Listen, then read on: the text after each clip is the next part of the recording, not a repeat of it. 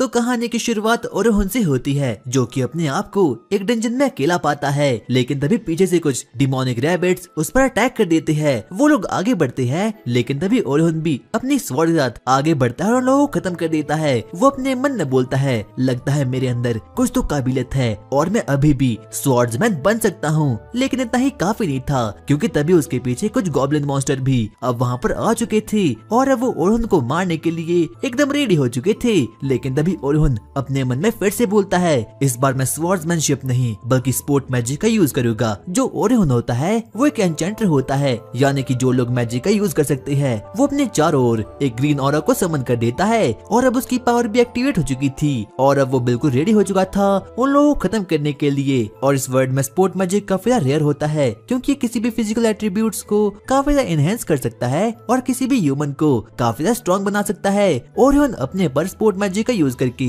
उन गॉब्लिन्स की ओर आगे बढ़ जाता है और एक के बाद एक करके उन गॉब्लिन्स को भी खत्म कर लेता है। लेकिन स्पोर्ट मैजिक की सिर्फ और सिर्फ एक ही ड्रॉबैक है कि वो सिर्फ और सिर्फ कुछ सेकंड और कुछ मिनट्स तक ही यूज हो सकता है और ओरोहन अपने स्पोर्ट मैजिक को तकरीबन 3 मिनट तक ही यूज कर सकता है। इसलिए ना चाहते हुए भी ओरोहन को बार बार अपने स्पोर्ट मैजिक का यूज करके बार बार अपने माना को रिस्टोर करना पड़ता है। वो एक बार वापस से आगे बढ़ता है और उन गॉब्लिन मॉन्स्टर पर अटैक कर देता है। उसके पास स्वॉर्ड्समैन स्किल भी है, लेकिन साथ साथ में उसके पास एन्चेंटर होने की काबिलियत भी है। लेकिन इतना कुछ होने के बावजूद भी उसे उसी की पार्टी से निकाल दिया गया। हम पास में जाते हैं जहाँ पर कि उसकी पार्टी का बॉस ओलिवर उसके पास आता है और वो उसे बोलता है, ओरोहन हमने फैसला किया है, हम तुम्हें अपनी पार्टी से निकाल देंगे। क्या तुम मुझे अपनी पार्टी से निकाल दोगे? पर क्यों? ओरोहन को कुछ भी समझ नहीं आता कि आखिरकार ये यहाँ पर हो क्या रहा है, क्योंकि ओलिवर तो उसके बचपन का दोस्त था और उन लोगों ने मिलकर ही इस पार्टी को क्रिएट किया था। लेकिन उसी वक्त ओलिवर के दोस्त जिसका नाम की एनेली और डेरिक था, वो लोग भी ओरोहन को बिल्कुल भी पसंद नहीं करते थे और उसे बोलना शुरू करते हैं, हाँ तुम्हें यहाँ से भाग जाना चाहिए क्योंकि तुम्हारा मैजिक बिल्कुल भी पावरफुल नहीं है। लेकिन तभी ओलिवर उसे बोलता है, ओरोहन मेरे दोस्त तो मेरे काफी अच्छे दोस्त थे, इसलिए मैंने तुम्हें काफी ज्यादा मौके दिए पर तुम मेरी उम्मीदों पर खड़े नहीं उतर सके, इसीलिए हमने फैसला किया है कि हम तुम्हें निकाल देंगे।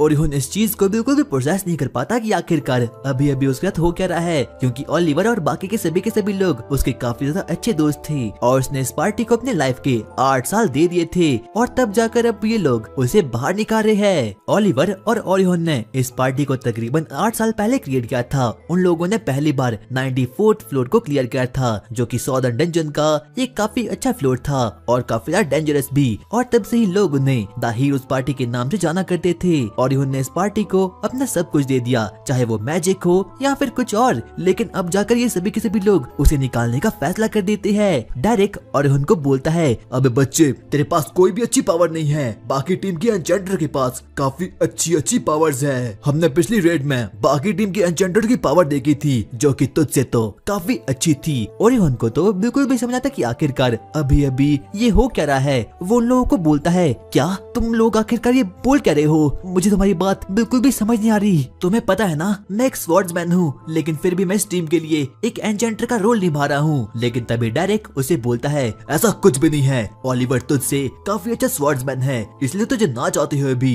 एन्चेंटर का रोल करना पड़ता है। नहीं, ऐसा बिल्कुल भी नहीं है। और वो लोग तो और उनकी बातों को बिल्कुल भी नहीं मानते। अब कहीं ना कहीं और उनको पता चल चुका था कि आर्ग्यू करने का अब कोई भी पॉइंट नहीं है, क्योंकि उन लोगों ने पहले ही उसकी रिप्लेसमेंट को ढूंढ लिया था। और इस बात को सुनकर तो और उनकी आंखें फटी की फटी रह चुकी थी। उसे बिल्कुल भी विश्वास नहीं होता कि उसी के बचपन के दोस्त ने और बाकी दोस्तों ने उसे ही धोखा दे दिया है। और अब वो अपनी बच्ची कुची इज्जत लेकर अब वहाँ से निकल जाता है। लेकिन तभी एक लड़की जिसका नाम की एनेली था, वो उसे कहती है, तुम जैसे लोगों को जो कि किसी भी चीज में अच्छे नहीं होते, हम लोग कहते हैं जैक ऑफ ऑल ट्रेड। हम लोग वापस से प्रेजेंट में आते हैं जहाँ पर कि ओरोहन अभी भी उन्हीं गॉब्लिन्स को खत्म करा था। वो अपने मन में बोलता है, मुझे कैसी बिगड़ के अपनी स्वॉर्ड्समैनशिप और अपने स्पोर्ट मैजिक का यूज करके एक अच्छा खासा और सबसे पावरफुल स्वॉर्ड्समैन और एन्चेंटर बनना होगा। और अब ओरोहन का काम यहाँ पर खत्म हो चुका था, इसलिए वो मैजिकल क्रिस्टल की ओर आगे बढ़ना शुरू कर लेता है। लेकिन तभी पीछे से वहाँ पर कुछ एडवेंचर की पार्टी घबराती हुई और दौड़ते दौड़ते वहाँ पर आ जाती है। वो लोग काफी ज्यादा सदमे में थे और काफी ज्यादा डरे हुए थे,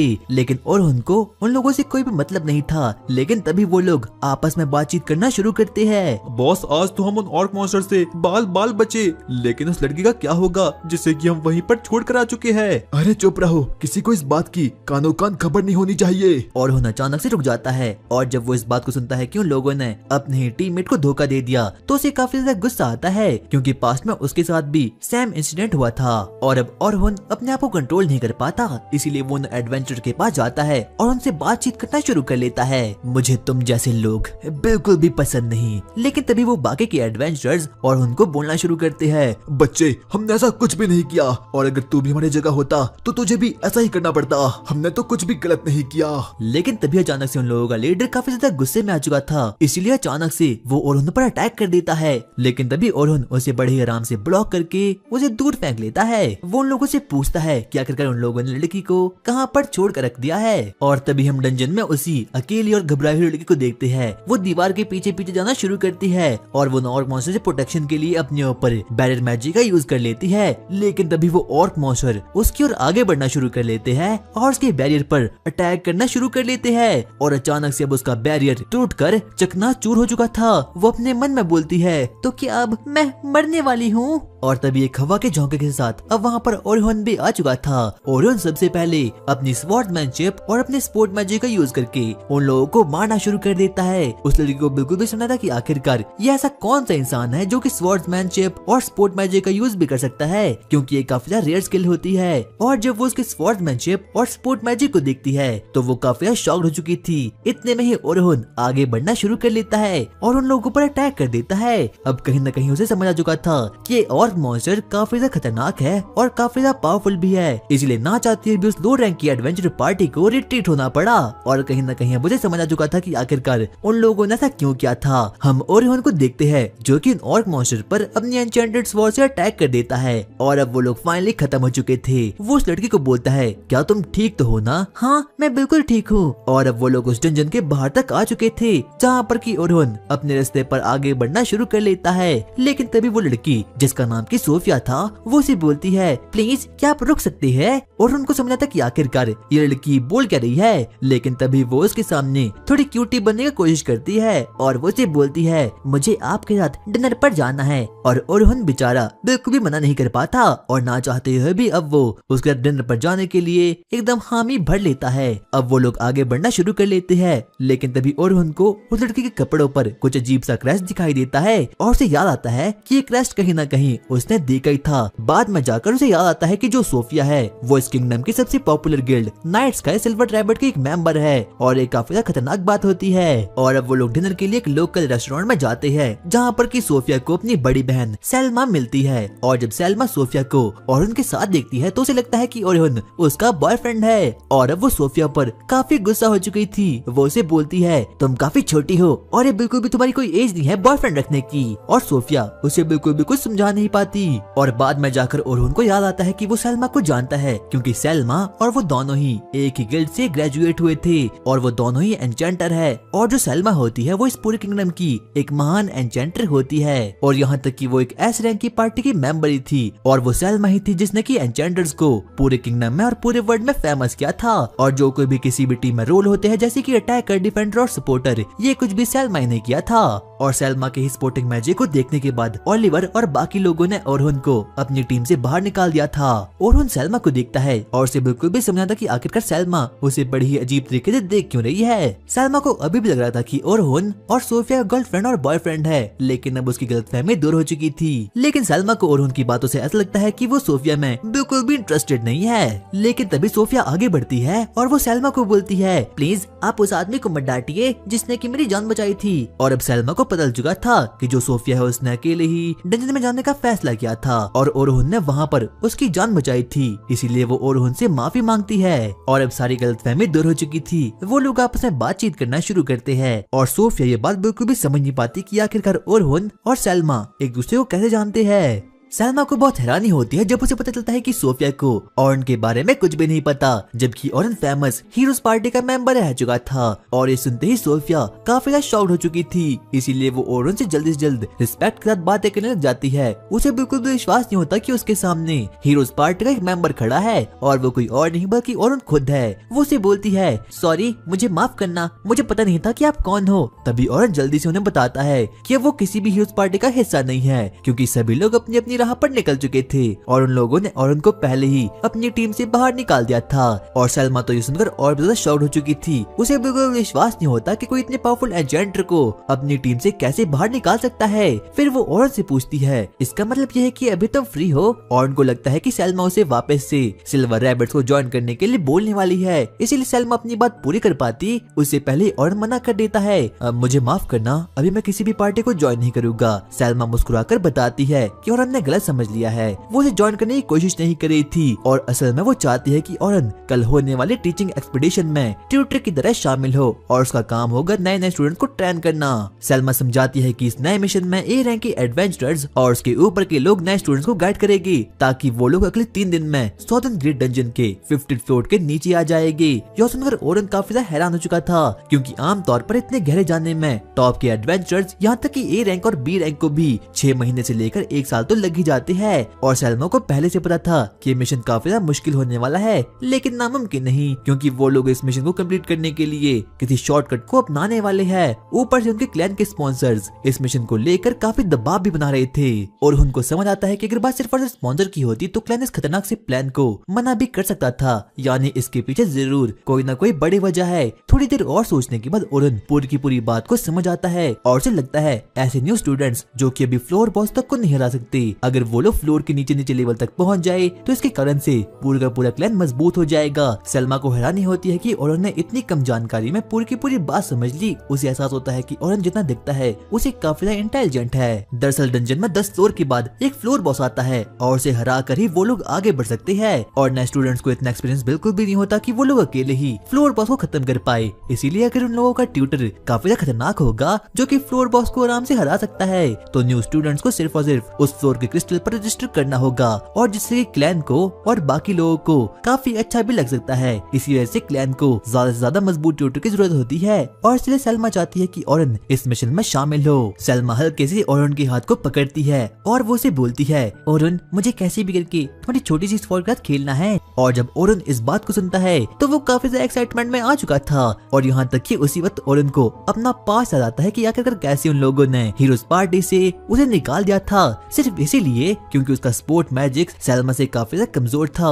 वो अपनी यादों से बाहर निकलता है, लेकिन उसे एहसास होता है कि अगर वो वापस से एन्चेंटर बना तो आगे जाकर उसे पछताना पड़ेगा। वो धीरे से अपने हाथ को छुड़ाता है और सलमा से कहता है, अब मुझे माफ करना, मैं नहीं आ सकता क्योंकि मेरे आगे के कुछ अलग प्लान है। और तभी सोफिया फिर से मासूम सा चेहरा बनाकर ओरन से साथ चलने को बोलती है। उसकी हालत देखकर ओरन खुद को मना नहीं कर पाता और आखिरकार मान ही जाता है, लेकिन वो साफ शब्दों में सलमा से कहता है, सलमा अब मैंने अपने रास्ते को बदल दिया है और अब मैं एक स्वॉर्ड्समैन बन चुका हूँ। अगर मैं तुम्हारे साथ आऊंगा तो मैं एक स्वॉर्ड्समैन के तौर पर आऊंगा, ना कि किसी एन्चेंटर के तौर पर। और सलमा इस चीज को सुनकर थोड़ी बहुत हैरान तो हो ही चुकी थी, लेकिन फिर वो सोचती है कि इससे ज्यादा फर्क नहीं पड़ता, क्योंकि अगर हालात बिगड़े तो वो मान लेती है कि ओरन फिर से एन्चेंटमेंट के तौर पर लौट सकता है। वो ओरन से कहती है, अगर तुम आ रहे हो तो कल सुबह सुबह सिल्वर रैबिट हेडक्वार्टर पहुंच जाना। और उसी रात ओरन अपने दारू के अड्डे पर बैठ जाता है। दुकान का मालिक बंद करने वाला था, लेकिन जैसे वो ओरन को देखता है वो ऐसा करने से साफ साफ मना कर देता है और अब ओरन को अपने साथ अंदर बिठाकर वहाँ पर पिलाना शुरू कर देता है। वो लोग आपस में बातचीत करना शुरू करते हैं। दरअसल वो बूढ़ा आदमी पहले से ही ओरन को जानता था।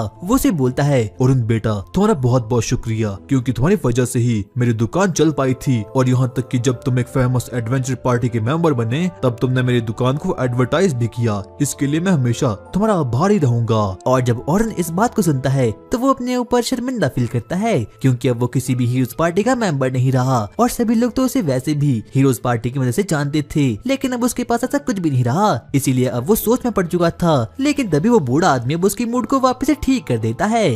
और अब अगली सुबह ओरुन सिल्वर रैबिट्स में जाता है, जहाँ पर उसकी मुलाकात सिल्वर रैबिट्स के हेड विंस से होती है। वो लोग एक दूसरे से सबसे पहले इंट्रोड्यूस होना शुरू हो चुके थे और कहीं न कहीं विंस को ओरुन के बारे में पहले ही बहुत कुछ पता था, जैसे कि वो हीरोज पार्टी का मेंबर है और साथ साथ में वो एक एजेंट भी है। यहाँ तक कि वो तो कब से चाहता था कि वो कैसे भी करके ओरुन को अपनी टीम में लाना जाता है। आगे अब वो लोग आपस में बातचीत करना शुरू करते हैं, लेकिन तभी विंस ओरुन को बोलता है, तुम कल के लिए तैयार तो हो ना? हाँ मैं तैयार तो हूँ, लेकिन सबसे पहले मैं टीचिंग एक्सपीडिशन के बारे में और ज्यादा जानना चाहता हूँ। आगे अब हम सैल्मा को देखते हैं, जो कि ओरुन को पूरी की पूरी डिटेल्स बताना शुरू करती है। वो उसे बताती है कि वो लोग डंजन के फ्लोर तक जाने वाले हैं, जहाँ पर कि वो लोग कुछ रूकीज पार्टी को भी ले जाएगी और साथ साथ में कुछ प्रो यानी कि ई-स्कॉट लोगों की पार्टी को भी ले जाएगी। वो D1 में फ्लोर 21 तक जाएगी और D2 में 36 फ्लोर तक जाएगी और उन लोगों को कैसे भी करके जल्द से जल्द उस फ्लोर तक पहुंचना होगा, क्योंकि वहाँ पर कुछ तो ऐसा है जो कि गिल्ड को चाहिए। ऊपर से गिल्ड की स्पॉन्सरशिप टीम उन पर दबाव बना रही थी। इतने में ही हम लोग पास्ट को देखते हैं, जहाँ पर कि विंस और सैल्मा और उनके बारे में बात कर रहे थे।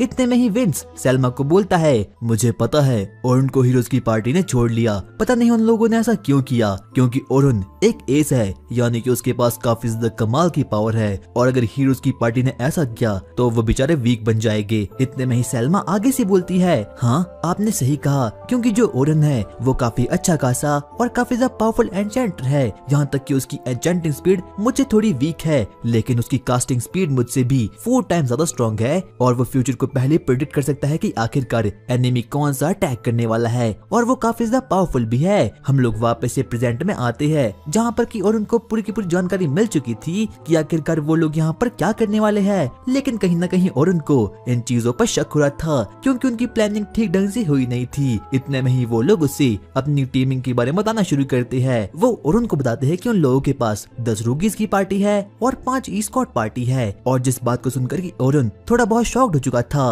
और इतने में ही सैल्मा उसे बोलती है, क्या तुम्हें सब कुछ समझ आ गया? अगर कोई क्वेश्चन है तो वो तुम मुझसे पूछ सकते हो। इतने में ही ओरुन बोलता है, हाँ मेरे पास एक क्वेश्चन तो है, जैसे कि तुमने कहा कि तुम्हारे पास 10 रूकीज की पार्टी है और सिर्फ 5 ई-स्कॉट की पार्टी, ऐसा क्यों है? क्योंकि अगर हम इतना बड़ा रिस्क ले रहे हैं तो हमें ई-स्कॉट की पार्टी ज्यादा लेनी चाहिए, और ई-स्कॉट्स वो लोग होते हैं जो कि काफी ज्यादा प्रो होते हैं और जो कि बाकी लोगों की प्रोटेक्शन और गाइडेंस में काफी ज्यादा हेल्प करती है। लेकिन तभी विंस और सैल्मा उसके इस क्वेश्चन का जवाब नहीं दे पाते और कहीं न कहीं और उनको इस चीज का थोड़ा बहुत सस्पिशियस लग चुका था। वो अपने मन में बोलता है, मुझे लगता है कि इस चीज में जरूर कोई ना कोई तो खतरा है, जो कि सैल्मा और विंस मुझे कभी बताएंगे नहीं। आगे अब सैल्मा ओरुन से बोलती है, ओरुन मैं तुमसे कल मिलूंगी, और कहीं न कहीं ओरुन भी काफी ज्यादा ब्लश हो चुका था। हम अगली सुबह देखते हैं, जहाँ पर कि ओरुन फाइनली सॉदर्न ग्रेड डंजन के बाहर आ चुका था। वहाँ पर सच में एक बहुत बड़ा डंजन था और वहाँ पर बाकी हीरोज की पार्टी और बाकी रूकीज की पार्टी भी वहाँ पर अवेलेबल थी। ओरुन देखता है कि वहाँ पर तो सच में काफी ज्यादा रूकीज लोग आए हैं, लेकिन जैसे वो थोड़ी देर साइड में देखता है, वो देखता है कि वहाँ पर तो सैल्मा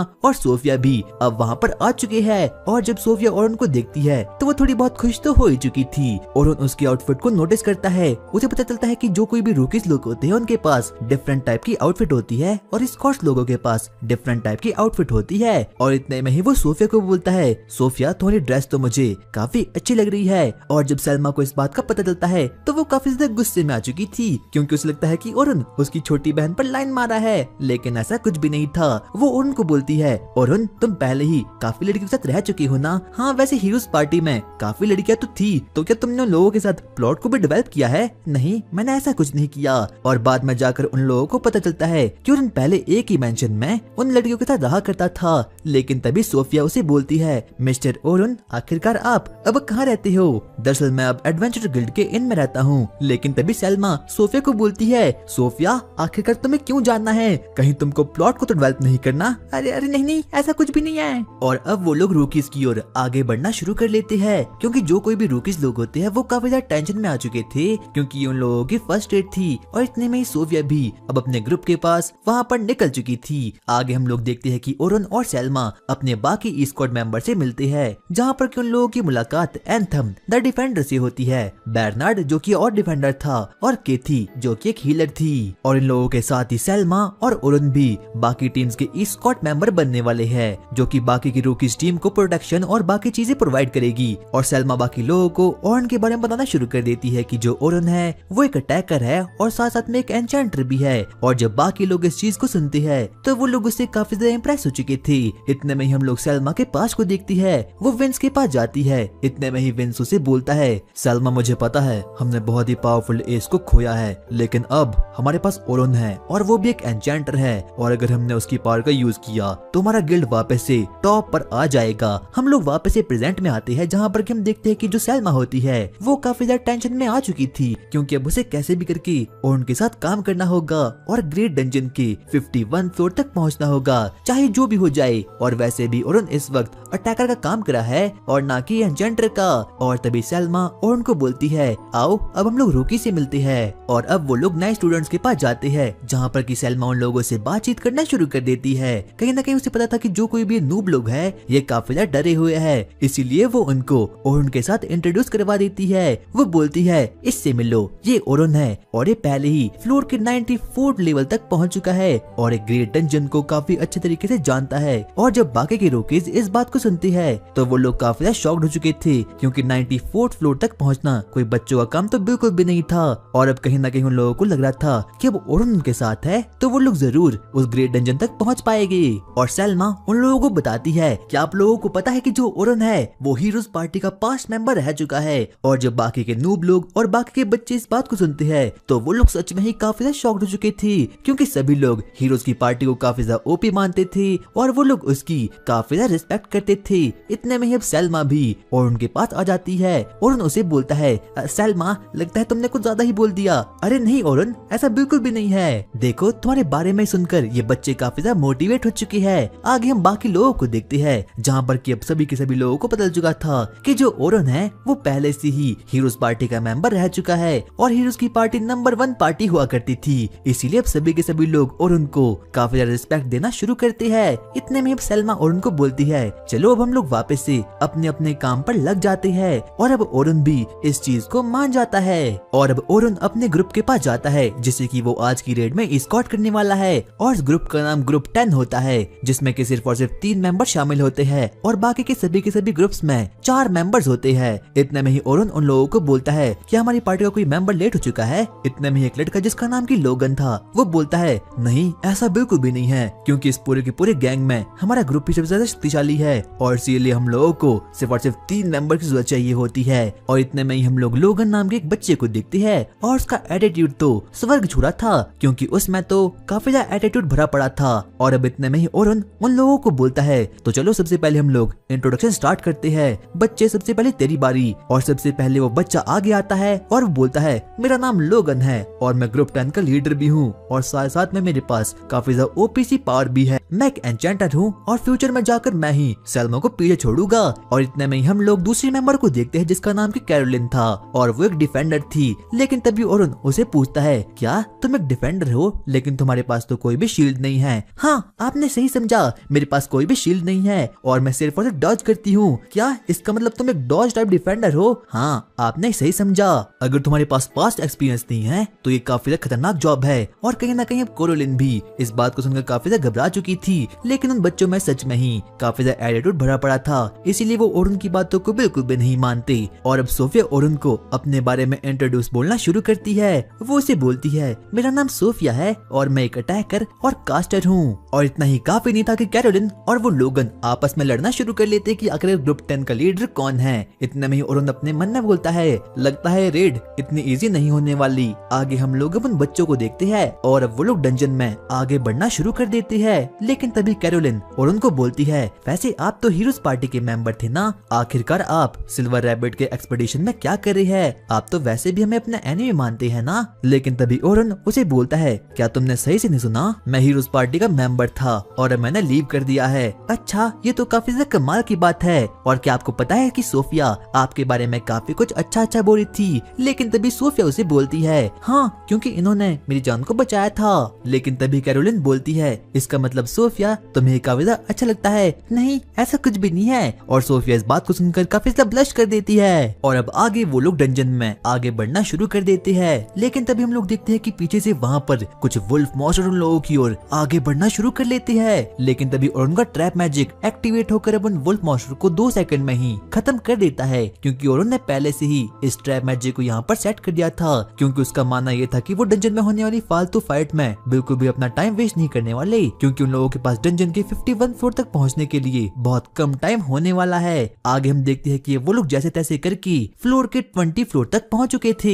और अब कहीं ना कहीं ओरन ने ग्रुप के बाकी मेंबर्स का टैलेंट को भी देख लिया था। उसे पता चलता है कि जो लोगन है उसके पास सच में काफी अच्छी एन्चेंटिंग एबिलिटीज है, और यहाँ तक कि वो बैटल्स में काफी अच्छा भी परफॉर्म कर सकता है। और इस टाइम पर तो वो बड़े ही इजीली ए रैंक पार्टी में शामिल हो सकता है। और एक बात जिसमें कि वो बिल्कुल भी अच्छा नहीं है वो है दूसरों को गाइड करने में, लेकिन फिर भी वो काफी ज्यादा कमाल का एन्चेंटर है। और अब अगली बारी आती है कैरोलिन की, जो कि सच में एक अच्छी सी डिफेंडर है, लेकिन उसके भी काफी ज्यादा ड्रॉबैक्स है, जैसे कि वो सिर्फ और सिर्फ अपनी स्पीड की सहायता से काफी चीजों को डॉज कर लेती है। और वो सिर्फ और सिर्फ कुछ डैगर्स को यूज करती है, बल्कि वो एक डिफेंडर है, इसीलिए उसे एक शील्ड को भी यूज करना चाहिए। और अंत में आती है सोफिया। सोफिया दरअसल में उन दोनों से ही काफी ज्यादा वीक है, लेकिन वक्त के साथ साथ वो काफी ज्यादा स्ट्रॉन्ग हो जाएगी। और अब आगे हम लोग बाकी की हीरोज की पार्टी को देखते हैं। वो सभी के सभी लोग फाइनली 20 फ्लोर तक पहुंच चुके थे। सैल्मा उन लोगों को बोलती है जल्दी से मैजिक क्रिस्टल के पास जाओ और 21st फ्लोर के लिए अपने आप को रजिस्टर करवा लो।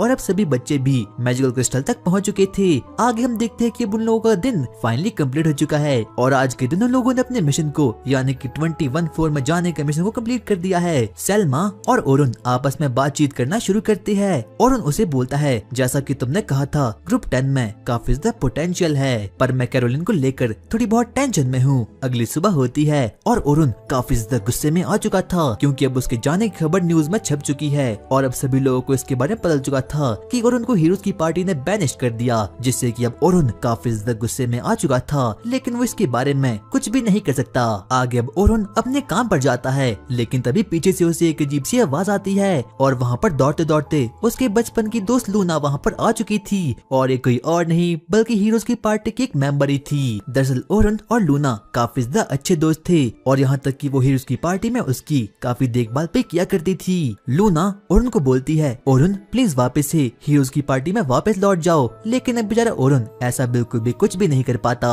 इतने में ही ओरन अपने मन में बोलना शुरू करता है लूना मुझे माफ करना, ऐसा कुछ भी हो नहीं सकता। ओरन अपने मन में सोचना शुरू करता है कि जिस दिन की हीरोज की पार्टी ने उसे बैनिश किया था उस दिन लूना वहाँ पर बिल्कुल भी नहीं थी, और अगर गलती से भी लूना वहाँ पर होती तो शायद वो उसके लिए थोड़ा बहुत तो लड़ी जाती। लूना उसे बोलती है ओरन क्या तुम्हें याद नहीं मैंने और तुमने ग्रेट डंजन को साथ में खत्म करने का फैसला लिया था। लेकिन अब ओरन इस बात को सुनकर काफी ज्यादा गुस्से में आ चुका था। वो उसे बोलता है हाँ मुझे याद है हम तीनों ने इस प्रॉमिस को किया था, मैं तुम और ओलिवर, लेकिन ओलिवर ने मुझे खुद अपनी टीम से बाहर निकाल दिया, इसीलिए अब मेरे पास वापस जाने के अलावा कोई भी रास्ता नहीं है। और अब ओरन को अपनी पास्ट की याद आने शुरू हो चुकी थी। वो तीनों सच में ही काफी अच्छे दोस्त थे, लेकिन अब बेचारा ओरन कुछ भी कर नहीं पाता, इसीलिए अब वो अपने नए रास्ते पर निकल चुका था। और अब ओरन वापस से डंजन की ओर आगे बढ़ जाता है ताकि वो उस काम को पूरा कर पाए जो कि सैल्मा और बाकी लोगों ने उसे करने को कहा था। लेकिन वो डंजन के जाते वक्त भी उसी न्यूज के बारे में सोच रहा था जो कि सुबह सुबह उसके पास आई थी। और अब वो फाइनली डंजन के एंट्रेंस गेट तक तो पहुंच चुका था, जहां पर कोई वो देखता है कि वहां पर तो और भी बहुत से रूकीज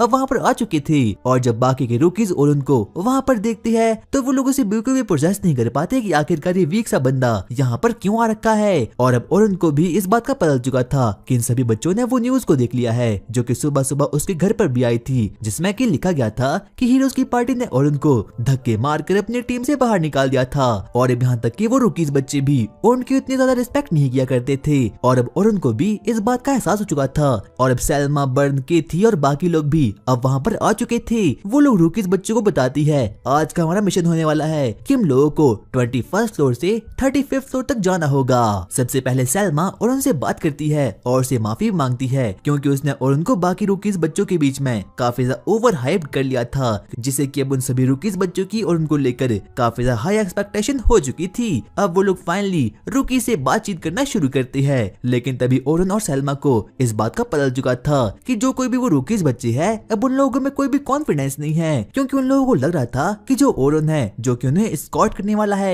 वो काफी ज्यादा वीक है, इसीलिए वो लोग डंजन तक नहीं पहुंच सकते। लेकिन तभी सलमा एक बढ़िया सी स्पीच देती है और सभी लोगों को बोलती है हमें ये भूलना नहीं चाहिए कि जो ओरन है वो उन कुछ चुनिंदा आदमियों में से है जो कि डंजन के 94th फ्लोर तक पहुंची है, इसीलिए हमें उसकी रिस्पेक्ट करनी चाहिए। और अब इस बात को सुनकर सभी के सभी रूकीज बच्चे काफी ज्यादा कन्विंस्ड हो चुके थे सिवाय लोगन के। लेकिन तभी हम लोग ओरन को देखते हैं, वो वापस से अपनी टीम के पास जाता है जहाँ पर कि वो सोफिया, कैरोलिन और लोगन से मिलता है। और अब ओरन को भी एहसास हो चुका था कि उसकी टीम उसके बारे में जरूर कुछ न कुछ बुराई सोच रही होगी, इसीलिए वो माहौल को थोड़ा ठंडा करने के लिए उन लोगों से बातचीत करना शुरू करता है। वो उन लोगों को बोलता है हाँ, मुझे लगता है कि तुम लोगों तक वो न्यूज तो पहुंच चुकी होगी। हाँ मास्टर, हम लोगों तक पहुंच चुकी है, लेकिन हम लोग उस न्यूज को बिल्कुल भी नहीं मानते क्योंकि वो तो सिर्फ और सिर्फ एक झूठ है ना। वैसे वो पूरी तरीके से झूठ नहीं है, लेकिन उसका कुछ पार्ट तो झूठ ही है। सोफिया और कैरोलिन और उनकी बात से थोड़ी बहुत कन्विंस हो चुकी थी, लेकिन लोगन उसकी बातों से बिल्कुल भी कन्विंस फील नहीं करता।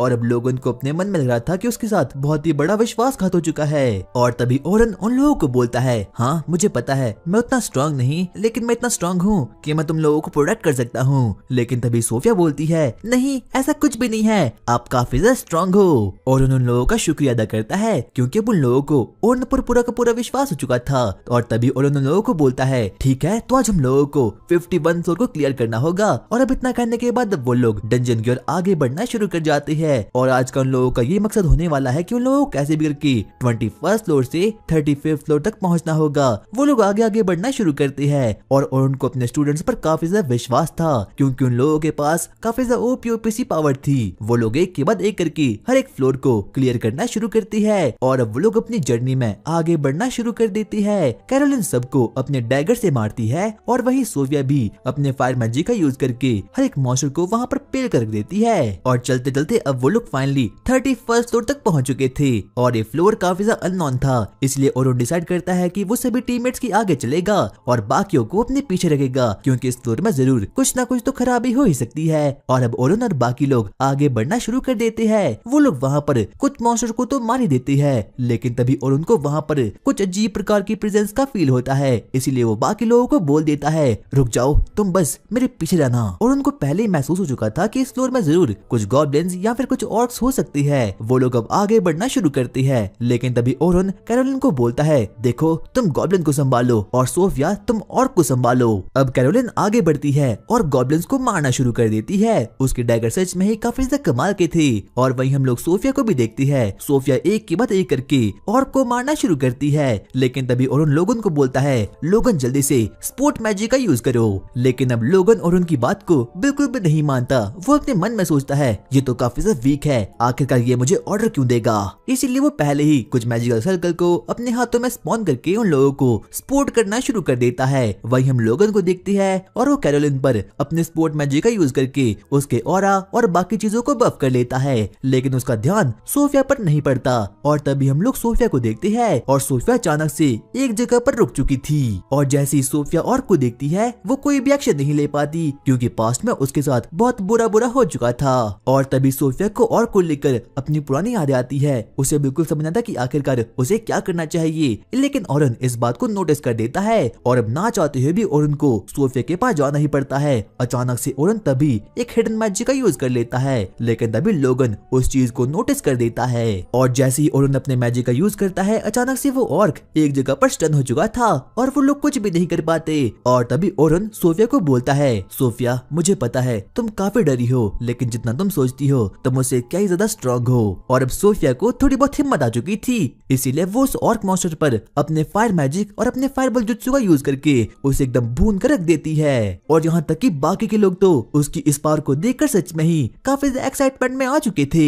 कैरोलिन सोफिया को हक करती है और ओरन उसे बोलता है सोफिया तुमने काफी अच्छा काम किया। और अब वो लोग फाइनली डंजन के 35th फ्लोर तक पहुंच चुके थे और जहाँ पर उन लोगों का सामना एक बहुत ही खतरनाक टैरेंटुला मॉन्स्टर से होता है। और लोगन तो टैरेंटुला मॉन्स्टर को देखकर सच में ही काफी डर चुका था, लेकिन सोफिया और कैरोलिन को ओरन पर पूरा का पूरा विश्वास था, इसीलिए उन लोगों को लग रहा था कि वो टैरेंटुला मॉन्स्टर उन लोगों का कुछ भी बिगाड़ नहीं पाएगी। लेकिन तभी हम सोफिया और कैरोलिन को देखते हैं, इसीलिए वो लोग उस टैरेंटुला मॉन्स्टर को खत्म करने के लिए आगे बढ़ना शुरू कर लेते हैं। लेकिन तभी जो लोगन होता है वो सच में ही काफी डर चुका था। कैरोलिन आगे बढ़ती है और अब उस टैरेंटुला मॉन्स्टर पर अपने डैगर से वार करना शुरू कर देती है और वहीं और उन लोगों को अपनी स्ट्रेटेजी बनाना शुरू करता है कि आखिरकार उन लोगों को वहाँ पर क्या क्या करना चाहिए। कैरोलिन अब पूरे के पूरे विश्वास में आ चुकी थी और वो अपनी पूरी पावर का यूज करके उन लोगों पर मारना शुरू कर देती है। और वहीं हम लोगन को देखती है और लोगन इस वाली बैटल में स्पोर्ट मेज का इस्तेमाल करा था, वो कैरोलिन को बफ कर लेता है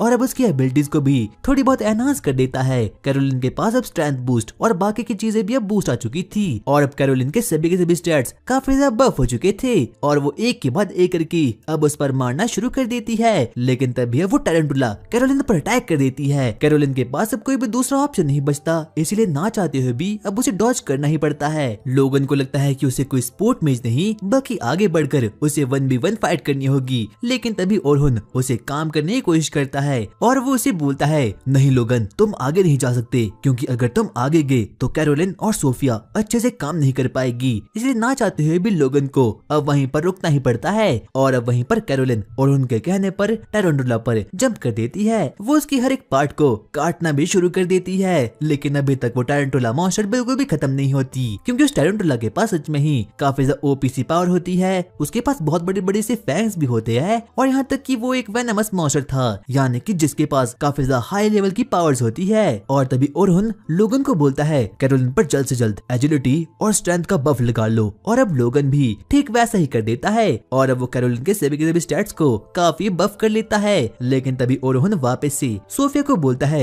सोफिया जल्दी से इस टैरेंटुला मॉन्स्टर को जमीन पर गिरा लो और अपने एरो कटर और अपने एरो बर्न का यूज करो। और अब सोफिया भी ठीक वैसा ही करती है, वो अपने स्टाफ को उठाती है और टैरेंटुला मॉन्स्टर पर एरो कटर का मैजिक का यूज करके अब उसकी लेग्स को एकदम काट कर रख देती है, जिसकी वजह से कि अब टैरेंटुला मॉन्स्टर जमीन पर गिर चुकी थी। उसके पास अब कोई भी पावर नहीं बची होती और अब लोगन भी अपने गार्ड को थोड़ा बहुत डाउन कर लेता है। कैरोलिन अब सच में ही काफी ज्यादा एक्साइटमेंट में आ चुकी थी, वो खुशी के मारे बोलना शुरू करती है वाह हम जीत चुके हैं, हम जीत चुके हैं। और इससे पहले कि ओरहुन कुछ बोल पाता वो टैरेंटुला मॉन्स्टर वापस से उठकर एकदम खड़ी हो जाती है और वो कैरोलिन पर अपने वेब मैजिक का यूज करके जकड़ कर रख देती है। और अब कैरोलिन को बिल्कुल भी समझ आता कि आखिरकार उसे इस वक्त पर करना क्या चाहिए। अब वो सच में ही काफी ज्यादा डर चुकी थी क्योंकि वो चाहे जितना भी ट्राई करती वैसा बिल्कुल भी नहीं कर पाती और यहाँ तक कि लोगन अब उसकी स्ट्रेंथ और बाकी चीजों को बफ करने का भी ट्राई करता है, लेकिन फिर भी कैरोलिन कुछ भी नहीं कर पाती। वो टैरेंटुला मॉन्स्टर कैरोलिन को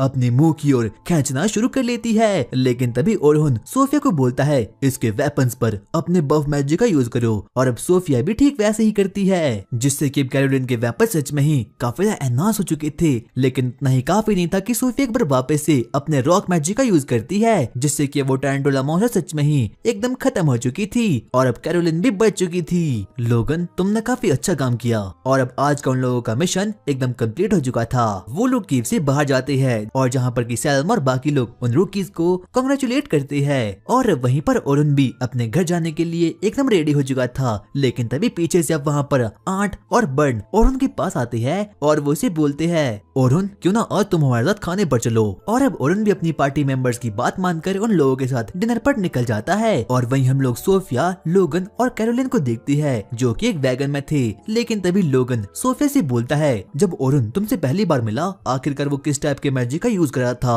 और अब सोफिया भी उसे हर एक चीज के बारे में बता देती है और वो उसे बताती है सबसे पहले उन्होंने मुझे बचाने के लिए एक समनिंग स्पेल का यूज किया और अपनी स्वॉर्ड मैजिक का भी यूज किया, जिससे कि उन्होंने एक स्लैश में उन नोगर्स को खत्म कर लिया था। और तब जाकर लोगों को एहसास होता है कि ओरहुन कोई आम आदमी नहीं है बल्कि उसके पास तो काफी ज्यादा ओपी प्रकार की मैजिकल एबिलिटी है। यहाँ तक कि वो एक स्वॉर्ड्समैन भी है और यहाँ तक कि वो एक एन्चेंटर भी है, यानी कि उसके पास 2 क्लास का मैजिकल टैलेंट है। इसका मतलब वो कोई नॉर्मल मेज नहीं बल्कि एक जीनियस है। और वहीं हम लोग ओरहुन और उसके दोस्तों को देखते हैं, वो लोग एक रेस्टोरेंट में जाते हैं और वहाँ पर वो लोग खाना पीना शुरू कर देते हैं, जहाँ पर की बर्न और आंट ओरहुन को बोलते हैं तुम जो कुछ भी चाहो वो ऑर्डर कर सकते हो। और अब वो लोग उसे पूछना शुरू करते हैं ओरहुन वैसे तुम्हारा रियल रोल क्या है, क्योंकि पहले हीरोज की पार्टी में तुम एक एन्चेंटर थे और अब तुम बोलते हो कि तुम एक स्वॉर्ड्समैन हो। और अब ओरहुन उन लोगों को बताता है कि वो असल में एक स्वॉर्ड्समैन ही है, बचपन से वो एक स्वॉर्ड्समैन ही था जब से कि एक बीस्ट ने उनके विलेज पर अटैक कर दिया था और ओरहुन के ग्रैंडफादर जो कि खुद एक स्वॉर्ड्समैन थे उन्होंने उस बीस्ट को एक ही स्लैश में खत्म कर लिया। और तब से ही ओरहुन ने डिसाइड कर दिया था कि वो चाहे जो भी हो जाए एक अच्छा खासा स्वॉर्ड्समैन बनेगा। और उसके बाद उसने हीरोज की पार्टी को ज्वाइन किया, लेकिन जैसे जैसे वो लोग डंजन के लोअर लेवल पर जाते रहे वैसे उन लोगों की टीम के बाकी के एट्रीब्यूट्स काफी ज्यादा लो होने शुरू हो चुके थे। इसीलिए ना चाहते हुए भी ओरहुन को स्वॉर्ड्समैन से एक एन्चेंटर में शिफ्ट होना पड़ा। लेकिन अब मेरा मिशन है कि मुझे एक ऐसा स्वॉर्ड्समैन बनना है जो कि दुनिया में सबसे ज्यादा पावरफुल हो, और वो स्वॉर्ड्समैन जो कि डंजन को अकेले ही बिना पार्टी के एक्सप्लोर कर ले। और वही हीरोज की पार्टी कल उसी डंजन में आने वाली है जिस डंजन को इस वक्त ओरुन एक्सप्लोर कर रहा है। और अगले ही दिन ओरुन डंजन की ओर आगे बढ़ जाता है क्योंकि आज के ही दिन उसका डंजन में लास्ट काम होने वाला है। आज के दिन उसे कैसे भी करके रुकीज की पार्टी को 51st फ्लोर तक ले जाना होगा। ओरुन आगे बढ़ना शुरू करता है और वो फाइनली डंजन तक तो पहुंच चुका था, और जहां पर कि उसकी मुलाकात लोगन, सोफिया और कैरोलिन से होती है। वो ओरुन को देखकर सच में ही काफी ज्यादा खुश हो चुके थे, और आज के ही दिन वो लोग काफी ज्यादा कॉन्फिडेंस में भी थे। और यहाँ तक कि जब वो लोग ओरुन को देखती है तो वो उससे काफी ज्यादा रिस्पेक्ट से बातचीत करना शुरू करते हैं। लेकिन तभी कैरोलिन ओरुन को बोलती है। ओरुन सोफिया से कुछ कहना चाहती है, लेकिन सोफिया उसको कहने में थोड़ी बहुत शाय फील करती है। लेकिन तभी कैरोलिन उसे एल्बो मारकर बोलती है, हाँ तुम्हें बोलना ही होगा। दरअसल जब कल रात सोफिया बात ले रही थी तो उसने कैरोलिन को बोला था, मैं चाहती हूँ कि ओरुन हमेशा हमारे साथ नाइट सिल्वर रैबिट में ज्वाइन हो जाए। और इससे पहले सोफिया ओरुन को कुछ बोल पाती, लेकिन तभी सेल्मा ओरुन को अपनी ओर बुला देती है, और अब ओरुन भी आगे बढ़ना शुरू करता है। लेकिन तभी वो रास्ते से गुजरते वक्त कुछ रुकीज की बातों को सुन लेता है जो कि हीरोज की पार्टी के बारे में बात करी थी। वो लोग आपस में बातचीत करना शुरू करती है। ओ भाई, क्या तुझे पता है कि आज हीरोज की पार्टी भी इस डंजन को एक्सप्लोर करने के लिए गई है और वो 92nd फ्लोर से शुरू कर रही है। और ओरुन को इस चीज को सुनकर थोड़ा सा बुरा सा लग जाता है। उसे बिल्कुल भी विश्वास नहीं होता कि हीरोज की पार्टी ने 92nd फ्लोर से शुरू कर लिया है। और ओरुन अपने मन में सोचना शुरू करता है, नहीं, उन लोगों को 92nd फ्लोर से शुरू नहीं करना चाहिए था, क्योंकि इस वक्त पर उन लोगों के पास कोई अच्छा खासा एन्चेंटर नहीं होगा। आगे हम ओरुन को देखते हैं और अब वो आगे बढ़ना शुरू करता है। लेकिन तभी वो बार बार हीरोज की पार्टी के बारे में सोचा जा रहा था, क्योंकि उससे पहले एहसास हो चुका था कि हीरोज की पार्टी के साथ जरूर कुछ ना कुछ गलत काम तो हो नहीं वाला है। इसीलिए वो बिना कुछ कहे बस आगे बढ़ता है। और वहीं हम लोग हीरोज की पार्टी को देखती है। वो लोग फाइनली डंजन के 92nd फ्लोर तक तो पहुंच चुके थे, और जहां पर कि ओलिवर, एनी और डेरेक आपस में बातचीत करना शुरू करते हैं। और अब उन लोगों का एक ही मकसद था कि उन लोगों को कैसे भी करके इस डंजन के 95th फ्लोर से 96th फ्लोर तक जाना होगा, क्योंकि जब तक उन लोगों के साथ ओरुन था तब तक वो लोग कभी भी 95th फ्लोर के आगे तक नहीं पहुंच पाए। और जब उनके पास एक नई एन्चेंटर आ चुकी है तो वो लोग सच में ही काफी खुश हो चुके थे। और तभी हम लोग हीरोज पार्टी की नई एन्चेंटर से मिलते हैं जिसका नाम की फिली था। लेकिन लूना तो पहले से ही इसके सख्त खिलाफ थी। उन लोगों का मानना था कि अभी उन लोगों के पास ओरुन नहीं है, इसीलिए उन लोगों को डंजन के 50 या फिर 30 फ्लोर से शुरू करना चाहिए। और वो लोग 92nd फ्लोर को कभी भी पार नहीं कर पाएंगे, क्योंकि जब वो लोग पहले डंजन के 94th फ्लोर तक पहुंचे थे तब उन लोगों का सामना एक ब्लैक ड्रैगन से हो रखा था। और वो ब्लैक ड्रैगन सच में ही काफी खतरनाक था। इसीलिए वो अपनी पार्टी मेंबर्स को भी बोलती है, नहीं, हम लोगों को यहाँ से शुरुआत नहीं करनी चाहिए। लेकिन तभी ओलिवर और बाकी लोग अब उस पर काफी ज्यादा गुस्से में आ चुके थे। वो लोग उसे बोलते हैं, हम इस बार कैसे भी करके 95th फ्लोर से 96th फ्लोर पर जंप कर जाएगी, क्योंकि इस वक्त हमारे पास वो गधा ओरुन नहीं है। लेकिन लूना को अभी भी उन लोगों पर बिल्कुल भी विश्वास नहीं था, और यहाँ तक कि लूना को तो उनकी नई एन्चेंटर फिली के बारे में पता ही नहीं था। और तभी हम लोग पास के सीन को देखते हैं जहाँ पर कि 2 दिन पहले हीरोज की पार्टी ने अपने नए एन्चेंटर को अनाउंस कर दिया था, जो कि कोई और नहीं बल्कि ग्रीन हेयर्ड लड़की जिसका नाम की फिली था वो थी। वो लोग उसे पार्टी में इनवाइट करते हैं, और अब फिली भी हीरोज पार्टी को ज्वाइन करने के बाद काफी खुश हो चुकी थी। और डेरेक और एनी तो और उनके जाने पर सच में ही काफी खुश हो चुके थे। वो लोग आपस में बोलते हैं, यस, अब हमारे पास एक नई एन्चेंटर आ चुकी है जो कि उस गधे जैक ऑफ ऑल ट्रेड से काफी ज्यादा खतरनाक है। और अब वो लोग फिली को अपनी पार्टी में पाकर सच में ही काफी खुश हो चुके थे, क्योंकि उन लोगों को ओरुन बिल्कुल भी पसंद नहीं था। और अब वो सभी लोग फिली के आने की खुशी में दारू पार्टी करना शुरू करते हैं। लेकिन तभी दौड़ते दौड़ते वहाँ पर लूना भी अब वहाँ पर आ चुकी थी। वो ओलिवर पर काफी ज्यादा गुस्से में बोलती है, मुझे तुमसे कुछ बात करनी है। लेकिन तभी ओलिवर उसे बोलता है, अगर तुम्हें मुझसे बात करनी है तो यहीं पर करो, ठीक है? तो मैंने सुना है कि ओरुन नाइट सिल्वर रैबिट में ज्वाइन हो चुका है, लेकिन आखिरकार ऐसे कैसे हो सकता है, क्योंकि वो तुम्हारी पार्टी का मेंबर है ना। और तभी लूना भी उन लोगों की बात को सुनकर काफी शॉक्ड फील करती है। वो लोग आपस में बातचीत करना शुरू करते हैं। हमें पता है उस नल्ले ओरुन ने जरूर हमारे ही बैच का यूज किया होगा ताकि वो नाइट सिल्वर रैबिट में ज्वाइन हो पाए। लूना को शुरुआत में तो कुछ भी समझ आता कि आखिरकार यहाँ पर चल क्या है, लेकिन तभी ओलिवर उसे बोलता है, ऐसा इसलिए है क्योंकि हम लोगों ने ओरुन को अपनी टीम से निकाल दिया। और जब लूना इस बात को सुनती है तो वो सच में ही काफी ज्यादा शॉक्ड हो चुकी थी। उसे बिल्कुल भी विश्वास नहीं होता कि आखिरकार इन लोगों ने और उनके साथ ऐसा क्यों किया है। डायरेक्ट उसे बताता है, लूना तुम्हें तो पता ही है ना कि और उनके पास उतनी अच्छी खासी एन्चेंटमेंट एबिलिटी नहीं थी, इसीलिए हम लोगों को उसे अपनी गिल्ड से बाहर निकालना पड़ा। और अब वो लोग लूना को फिली से इंट्रोड्यूस करवाना शुरू करती है, लेकिन लूना को इन सब चीजों में कोई भी इंटरेस्ट नहीं था। और तभी ओलिवर उसे बोलता है, लूना तुम्हें तो पता ही है ना कि और उनके पास इतनी पावर नहीं थी, इसीलिए हम लोगों को उसे अपनी टीम से निकालना पड़ा। लेकिन लूना को उन लोगों पर बिल्कुल भी विश्वास नहीं था। उसका मानना था कि और उनके पास सच में ही काफी ज्यादा ओपी सी पावर थी और वो उनकी टीम का कोर था। और अब लूना को भी इस बात का एहसास हो चुका था कि अब उसकी बातों का हीरोज की पार्टी पर कोई भी इफेक्ट नहीं पड़ने वाला। और तभी ओलिवर उसे बोलता है, हम लोगों ने डिसीजन बना लिया है कि अब हम लोग अपने न्यू एन्चेंटर के साथ 92nd फ्लोर से शुरू करेंगे। लेकिन तभी लूना उन लोगों को बोलती है, नहीं, फिली के पास अभी कोई भी एक्सपीरियंस नहीं है, इसीलिए हम लोगों को डंजन की आई थिंक 50 या फिर 70 फ्लोर से स्टार्ट करना चाहिए। लेकिन तभी ओलिवर उसे बोलता है, नहीं ऐसा नहीं हो सकता, क्योंकि अब हमारे पास एक अच्छी खासी एन्चेंटर आ चुकी है जो कि हमारे पुराने एन्चेंटर और उनसे काफी ज्यादा स्ट्रॉन्ग है। लूना लोगों को बताती है कि आज तक वो लोग कभी भी 94th फ्लोर के ब्लैक ड्रैगन को कभी भी पार नहीं कर पाए। लेकिन तभी ओलिवर उसे बोलता है, ऐसा इसीलिए क्योंकि तब हमारे साथ ओरोन था, और अब जबकि हमारे साथ ओरोन नहीं है तब हम लोग आराम से उस फ्लोर को भी क्लियर कर पाएंगे।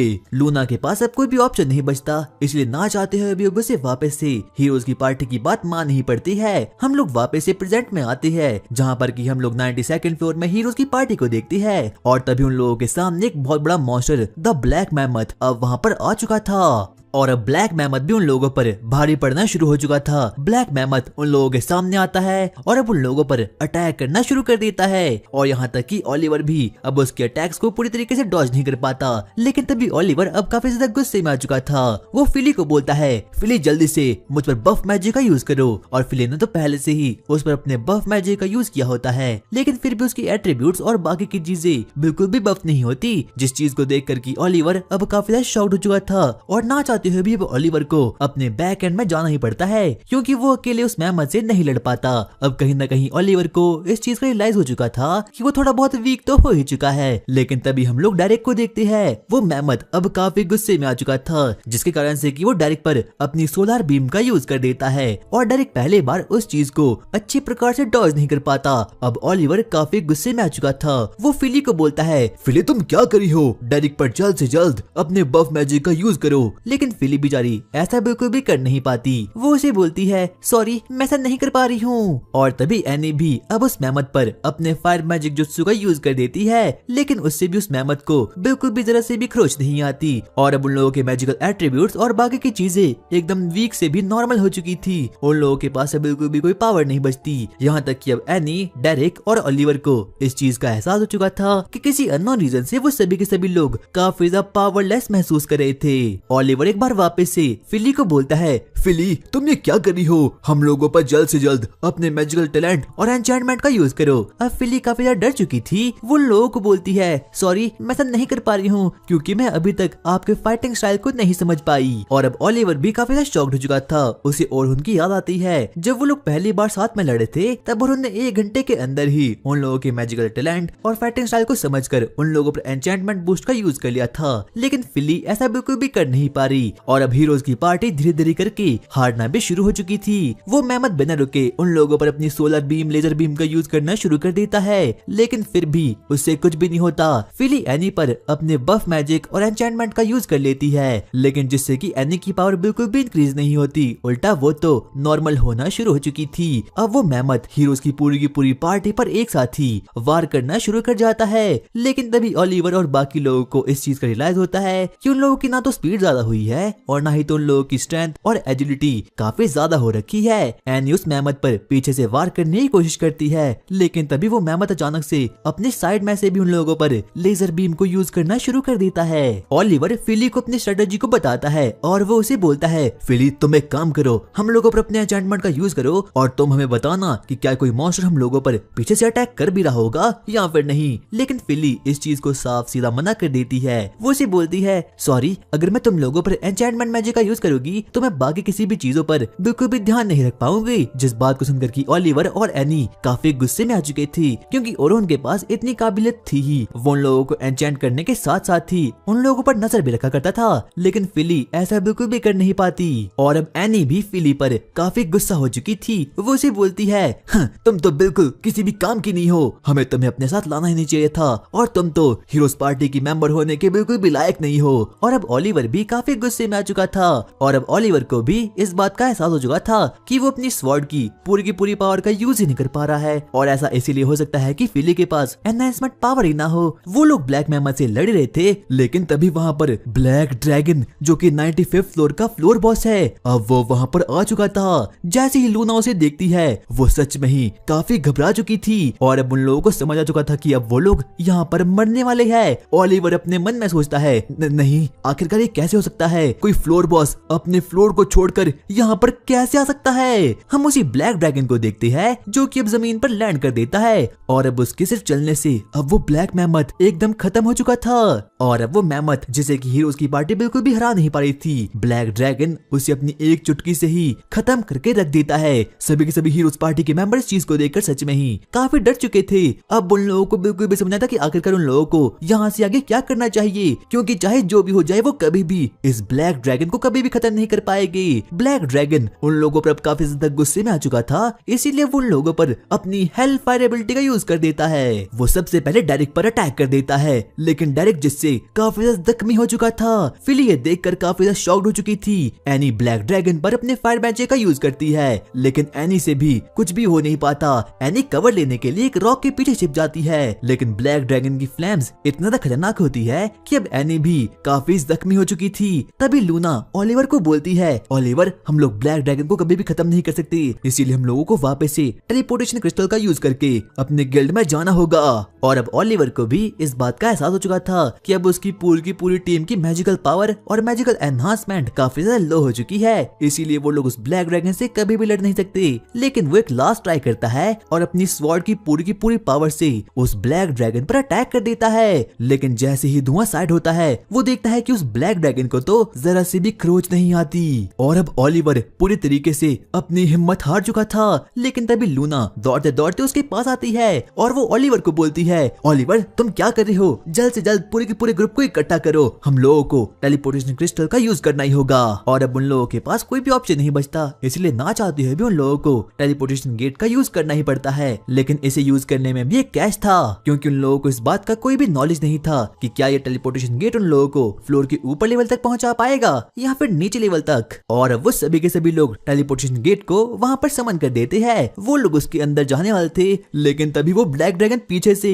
अब वो वहां पर आ चुका था, और अचानक से वो ब्लैक ड्रैगन अब उस टेलीपोर्टेशन गेट में जा चुका था। डेरिक बोलता है, आखिरकार हम बच ही गए। लेकिन लूना अब काफी घबरा चुकी थी। वो बाकियों को बोलती है, नहीं, ये बहुत गलत हुआ, क्योंकि हम लोगों को इस बारे में बिल्कुल भी नॉलेज नहीं है कि क्या वो ब्लैक ड्रैगन फ्लोर के ऊपर लेवल तक गया होगा या फिर फ्लोर के नीचे लेवल तक, और अगर वो ऊपर गया होगा तो लो लेवल के एडवेंचर्स खतरे में भी पड़ सकते हैं। इसीलिए वो पूरी की पूरी हीरोज की पार्टी आगे दौड़ना शुरू करती है, ताकि वो अपने गिल्ड तक पहुंच पाए और वहां जाकर सभी लोगों को इन्फॉर्म कर पाए। और तब जाकर लूना उन लोगों को बताती है कि वो इस बैटल में इतने ज्यादा वीक इसीलिए हुए क्योंकि इस वक्त उन लोगों के साथ ओरो नहीं था, और उन्होंने उन लोगों की एट्रीब्यूट्स को बफ करने के लिए अपनी एक मैजिकल स्पेल बनाई थी, जिससे कि वो किसी की भी एट्रीब्यूट्स को 50% तक इंक्रीज कर सकता है। जिस चीज को देखकर कि फिली भी काफी ज्यादा शॉक्ड हो चुकी थी। यहाँ तक कि दुनिया की सबसे पावरफुल एन्चेंटर यानी कि सेल्मा भी लोगों के एट्रीब्यूट्स को 10% तक ही इंक्रीज कर सकती है। और अगर ओरोहन हमारे साथ होता तो हो सकता था कि हम उस ब्लैक ड्रैगन को रोक सकते थे, लेकिन ओलिवर उसकी बातों पर बिलीव करने से साफ साफ मना कर देता है। वो बाकियों को बोलता है, हम लोग बिना ओरोहन के भी उसे खत्म कर सकते हैं। और हुनब वापस से ग्रेट डंजन में पहुंच चुका था, जहां पर कि वो एक बार वापस से लोगन, सोफी और कैरोलिन से मिलता है। वो लोग आपस में बातचीत करना शुरू करते हैं और ओरोहन उन लोगों को बताता है आज का हम लोगों का मिशन होने वाला है कि हम लोगों को 36 फ्लोर से 50 फ्लोर तक जाना होगा, और जैसे ही हम लोग 51 फ्लोर तक पहुंच जाएंगे हम लोग अपने टेलीपोर्टेशन क्रिस्टल का यूज करके वापस से अपने अपने घर के लिए निकल जाएंगे। ठीक है मास्टर, जैसा आप बोलो। और उनके लिए आज का दिन बाकी दिनों के जैसे ही होने वाला है कि उसे इन रूकीज की पार्टी को एस्कॉर्ट करना है, लेकिन आज के दिन उसे ग्रे डंजन से थोड़ी गलत वाइब आ रही थी, लेकिन उसे बिल्कुल भी समझ नहीं आता कि आखिरकार उसके साथ ऐसा क्यों चल रहा है। आगे अब वो लोग आपस में बातचीत करना शुरू करते हैं, जहाँ पर कि कैरोलिन सबसे पहले ओरोहन के पास आती है और वो उसे बोलती है कि आप मुझे बता सकती हो कि निचले फ्लोर पर किस टाइप के मॉन्स्टर होते हैं और क्या मैं उन्हें खत्म कर सकती हूँ। लेकिन तभी ओरोहन उसे बताता है कि वो एक डिफेंडर है, इसीलिए उसे हमेशा ही अपनी टीम को प्रोटेक्ट करने के बारे में सोचना होगा। और अब कैरोलिन भी उसकी इस बात को मान चुकी थी। वो उसे बोलती है वैसे हम अच्छे डिफेंडर कैसे बन सकते हैं, और अब ओरोहन भी उसे ज्ञान देना शुरू करता है कि आखिरकार वो अपनी एबिलिटी, एजिलिटी और डिफेंडिंग स्किल को कैसे अच्छा कर सकती है। लेकिन अभी भी कैरोलिन को उसकी बात बिल्कुल भी समझ नहीं आती। लेकिन तभी अब लोगन भी अब वहाँ पर आ चुका था। वो ओरोहन और कैरोलिन को बोलता है हाँ मास्टर ओरोहन बिल्कुल सही बोल रहे हैं, क्योंकि वर्ल्ड का बेस्ट डिफेंडर जिसका नाम की एल्बर्ट था वो भी ऐसा ही कहा करता था। लेकिन तभी ओरोहन एल्बर्ट के नाम को सुनकर थोड़ा बहुत चौंक चुका था। वो लोगन को बोलता है तो क्या तुम सिल्वर रैबिट्स वाले एल्बर्ट के बारे में बात कर रहे हो? हाँ मास्टर, क्या आप उसको जानते थे? हाँ बिल्कुल, एल्बर्ट काफी अच्छा डिफेंडर था और यहाँ तक कि उसके पास काफी ज्यादा ओपी से स्किल भी थी। लेकिन वो 92nd फ्लोर वाली ब्लैक ड्रैगन से लड़ते लड़ते मारा गया और वो सभी के सभी लोग एल्बर्ट की सच में ही काफी ज्यादा रिस्पेक्ट करते थे। लेकिन जैसे कैरोलिन इस बात को सुनती है अब वो थोड़ी बहुत डिप्रेशन में पड़ चुकी थी और तभी वो अपने मन में बोलती है हाँ आप सही बोल रहे हो, डिफेंडर का काम होता है कि हम लोगों को अपनी टीम को प्रोटेक्ट करना होगा। और उन सोचता है कि उसे कैरोलिन से थोड़ी बहुत बातचीत करनी चाहिए और अब कैरोलिन सच में ही काफी सीरियस हो चुकी थी, इसीलिए ओरोहन उसे बातचीत करना ठीक नहीं समझता। वो कैरोलिन को बोलता है ठीक है कैरोलिन, तो आज तुम मुझे अपने पूरे के पूरे टैलेंट को दिखा सकती हो। हाँ बिल्कुल। लेकिन तभी सोफिया भी अब ओरोहन से बात करती है। वो उसे बोलती है मास्टर क्या आप मुझे बता सकती हो कि आखिरकार मैं एक अच्छी एडवेंचर कैसे बन सकती हूँ? ये ठीक नहीं है, अगर आप सोफिया को बता रहे हो तो आपको मुझे भी बताना होगा। वो लोग अब आपस में बातचीत नहीं करते और अब वो लोग आगे बढ़ना शुरू कर देते हैं और अब वो लोग चलते चलते डंजन के 36 फ्लोर तक वहाँ पर पहुँच चुके थे, जहाँ पर कि वो लोग आपस में बातचीत करना शुरू करते हैं। और अब तो ओरोहन की पार्टी भी उसे काफी ज्यादा अच्छी लग रही थी। लेकिन तभी सैल्मा अब ओरोहन के पास आती है और अब वो उसे बातचीत करना शुरू करती है। वो उसे बोलती है ओरोहन लगता है तुम्हारी पार्टी तुम्हें काफी ज्यादा पसंद करती है। हाँ मुझे भी लगता है, जब से वो न्यूज आर्टिकल बाहर आया तब से मैं काफी डर चुका था, लेकिन मुझे लगता है कि उन लोगों ने मुझे ऐसे ही एक्सेप्ट कर दिया। ओरोहन मैंने सुना था कि तुम लोग पहले एल्बर्ट के बारे में बात करे थे। हाँ ऐसा इसलिए क्योंकि मैं एल्बर्ट को जानता था। गिल्ड मास्टर का भी यही कहना है, जो एल्बर्ट था वो ब्लैक ड्रैगन से फाइट करते हुए मारा गया और अभी भी हमारे गिल्ड में उसका एक खाली स्पॉट है, इसीलिए हम लोग चाहते हैं कि उस स्पॉट को कोई ऐसा भरे जो कि एल्बर्ट से भी पावरफुल हो, यानी कि तुम ओरोहन। लेकिन अब ओरोहन उसके इस ऑफर को साफ साफ मना कर देता है। वो उसे बोलता है सैल्मा तुम्हें पता है ना कि एक पार्टी में 2 एन्चेंटर नहीं रह सकते। लेकिन ओरोहन अब तो तुम वैसे भी एक स्वॉर्ड्समैन हो ना। और अब सभी की सभी एडवेंचर्स पार्टी डंजन के 40 फ्लोर तक पहुंच चुकी थी और अब सैल्मा बाकियों को ऑर्डर देती है कि उन लोगों को यहाँ पर स्प्लिट होना होगा। तभी हम लोग ग्रुप 10 को देखते हैं और वो लोग बस अकेले ही डंजन को एक्सप्लोर करना शुरू कर देते हैं। उन सभी को ये चीज सच में ही काफी बोरिंग लग रही थी। लेकिन तभी वो लोग अब ओरोहन से बातचीत करना शुरू करते हैं और उससे डंजन के बारे में इंफॉर्मेशन लेना शुरू कर देते हैं। और उन लोगों को बताता है कि डंजन की इंफॉर्मेशन लेना और डंजन के हर एक पाथ को फॉलो करना और फ्लोर बॉस को खत्म करना ये एक एबिलिटी होती है।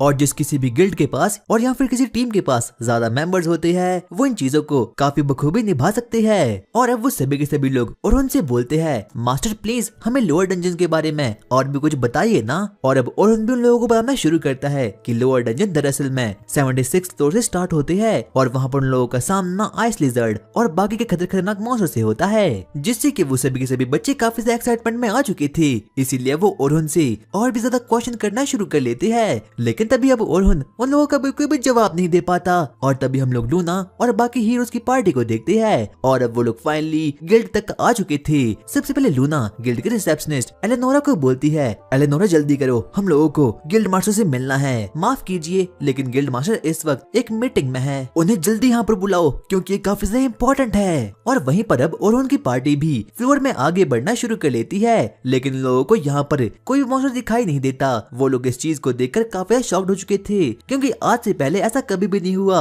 और तभी वो लोग ओरोहन से पूछते हैं मास्टर क्या लोअर फ्लोर हमेशा ऐसे ही होते हैं? लेकिन तभी अब ओरोहन भी सोच में पड़ चुका था। वो लोगों को बोलता है नहीं ऐसा कभी भी नहीं होता और कोई भी फ्लोर कभी भी एम्प्टी नहीं रहता, मानो ऐसा लग रहा है कि वो मॉन्स्टर किसी बड़ी चीज से डर रही हो। लेकिन तभी उन लोगों के पीछे एक नल्ला सा गॉब्लिन अब वहाँ पर आ चुका था। इससे पहले ओरोहन कुछ बोल पाता और तभी कैरोलिन अब आगे बढ़ती है ओरहुन उस पर डीबफ मैजिक का यूज कर देता है और अब कैरोलिन भी उसे फाइनली अब खत्म कर देती है। और तभी ओरहुन कैरोलिन को बोलता है, कैरोलिन प्लीज आगे से ऐसा बिल्कुल मत करना, क्योंकि एक डिफेंडर का काम होता है कि वो अपने कॉमरेड्स की हमेशा प्रोटेक्शन करे। तुम एक डॉज टाइप की डिफेंडर हो ना, लगता है मुझे तुम्हें उस स्किल को सिखाना ही पड़ेगा जिसका नाम है एक्टिव डिफेंस। और अब कैरोलिन भी ओरहुन की इस बात को सुनकर सच में ही काफी एक्साइटमेंट में आ चुकी थी। वो उसे बोलती है, प्लीज मास्टर मुझे सिखाइए। और अब ओरहुन भी उसे सिखाना शुरू करता है कि आखिरकार वो एक्टिव डिफेंस की एबिलिटी का यूज कैसे कर सकती है और वो एक्टिव डिफेंस का यूज करके डिफेंस के साथ साथ अटैक मैजिक का यूज भी कर सकती है। और अब कैरोलिन भी उस चीज को सीख कर काफी खुश हो चुकी थी। लेकिन तभी हीरोज की पार्टी अब गिल्ड मास्टर से मिल जाती है। वो लोग आपस में बातचीत करना शुरू करते हैं, जहाँ पर कि लूना गिल्ड मास्टर को बोलती है, गिल्ड मास्टर हम लोग कैसे भी करके फोर्स टेलीपोर्ट का यूज करना होगा। क्या फोर्स टेलीपोर्ट? क्या तुम्हें पता है कि तुम किस चीज के बारे में बात कर रही हो, क्योंकि उसमें काफी माना इंक्लूड होता है। और अब वो लोग भी गिल्ड मास्टर को बताते हैं कि आखिरकार वहाँ पर क्या हो चुका है। और अब वो लोग उसे पूरी की पूरी बात पाते हैं कि अब 92nd फ्लोर का ब्लैक ड्रैगन कहीं से टेलीपोर्ट हो चुका है और अब वो किसी भी ऊपर वाले फ्लोर या फिर नीचे वाले फ्लोर में जा सकता है, और जिसके कारण से कि अब नूब एडवेंचर्स की जान काफी खतरे में पड़ चुकी थी। और तभी अब लूना भी गिल्ड मास्टर को कन्विंस करने की कोशिश करती है कि उन लोगों को कैसे भी करके जल्द से जल्द फोर्स ट्रांसपोर्ट का यूज करना होगा ताकि वो लोग कैसे भी करके एडवेंचर्स की जान को बचा पाए। और तभी लोगन भी और उनको बोलता है, मुझे भी कुछ एडवाइस चाहिए। और उनसे बोलता है, ठीक है लोगन, तो तुम एक स्पोर्टर हो तो लगता है मुझे तुम्हें किसी मैजिकल एट्रीब्यूट की एडवाइस देनी होगी। लेकिन तभी लोगन और उनको बोलता है, मुझे डीबफ के बारे में सीखना है। और दरअसल जो कोई भी डीबफ होता है वो सच में ही काफी हाई क्लास की मैजिकल स्पेल होती है और कोई भी एरा गैरा उसे कभी भी यूज नहीं कर पाता। आगे अब ओरहुन लोगन को डीबफ के बारे में सिखाना शुरू करता है। वो उसे बताता है कि डीबफ काफी हाई लेवल का मैजिकल एट्रीब्यूट होता है जिसकी हेल्प से यूजर अपनी एनिमी की एबिलिटी और एजिलिटी काफी ज्यादा डाउन कर सकता है। और अब लोगन भी इस बात को सुनकर काफी शॉक्ड हो चुका था, यहाँ तक कि वो उसे ये बताता है कि फ्लोर बॉस और फ्लोर मॉन्स्टर पर डीबफ कभी भी यूज नहीं होता, क्योंकि उन लोगों का माना स्ट्रेंथ और माना पॉइंट काफी ज्यादा एक्सट्रीम लेवल पर होता है। और अब लोगन को भी इसके बारे में एहसास हो चुका था कि वो कभी भी डीबफ का यूज करना नहीं सीख सकता। लेकिन तभी ओरहुन उसे बोलता है, तुम्हें डीबफ से पहले बफ मैजिक करना सीखना होगा। और बफ मैजिक काफी ज्यादा एनहांस प्रकार का मैजिक होता है जो कि किसी भी एन्चेंटर के लिए काफी ज्यादा इंपॉर्टेंट होता है। आगे हम लोग अब ओरहुन को देखती है और अब वो लोगन को अपने मैजिक के बारे में सिखाना शुरू करता है। वो उसे बोलता है, लगता है मुझे तुम्हें वो मैजिकल स्किल को दिखाना ही होगा। और तभी वहाँ से कुछ बीस्ट आना भी शुरू हो चुके थे और उनके ट्रैप मैजिक से अब वो बीस्ट 1 सेकंड के अंदर ही एकदम खत्म हो चुके थे। और लोगन तो ओरहुन की एबिलिटी को देखकर अब सच में ही काफी ज्यादा शॉक्ड हो चुका था। और ओरहुन को ट्रैप मैजिक का यूज करते हुए देख सभी लोग काफी ज्यादा शॉक्ड हो चुके थे, क्योंकि किसी को भी विश्वास नहीं होता कि एक एन्चेंटर इस प्रकार की मैजिकल एबिलिटी का भी यूज कर सकता है। वो बिना किसी कास्टिंग के सिर्फ और सिर्फ ट्रैप मैजिक का यूज भी कर सकता है। और वही हम लोग बाकी गिल्ड मास्टर और बाकी लोगों को देखती है, वो लोग सभी के सभी लोग अपने माना को इकट्ठा करते हैं ताकि वो लोग जल्द से जल्द फोर्स टेलीपोर्ट को एडवेंचर गिल्ड में समन कर पाए और सभी एडवेंचर्स को जो कि डंजन में फंसे हैं उन लोगों को यहाँ पर समन कर पाए। लेकिन अब इस प्रोसेस में सच में ही काफी ज्यादा माना कंज्यूम होने वाला था और साथ साथ में काफी ज्यादा टाइम भी। लेकिन तभी एक हायर अप बोलता है, ये सभी की सभी गलती किसी और की नहीं बल्कि हीरोज की पार्टी की है। तभी हम लोग एनी और डायरेक्ट को देखते हैं और वो लोग इस बात को सुनकर सच में ही काफी तक गुस्से में आ चुके थे।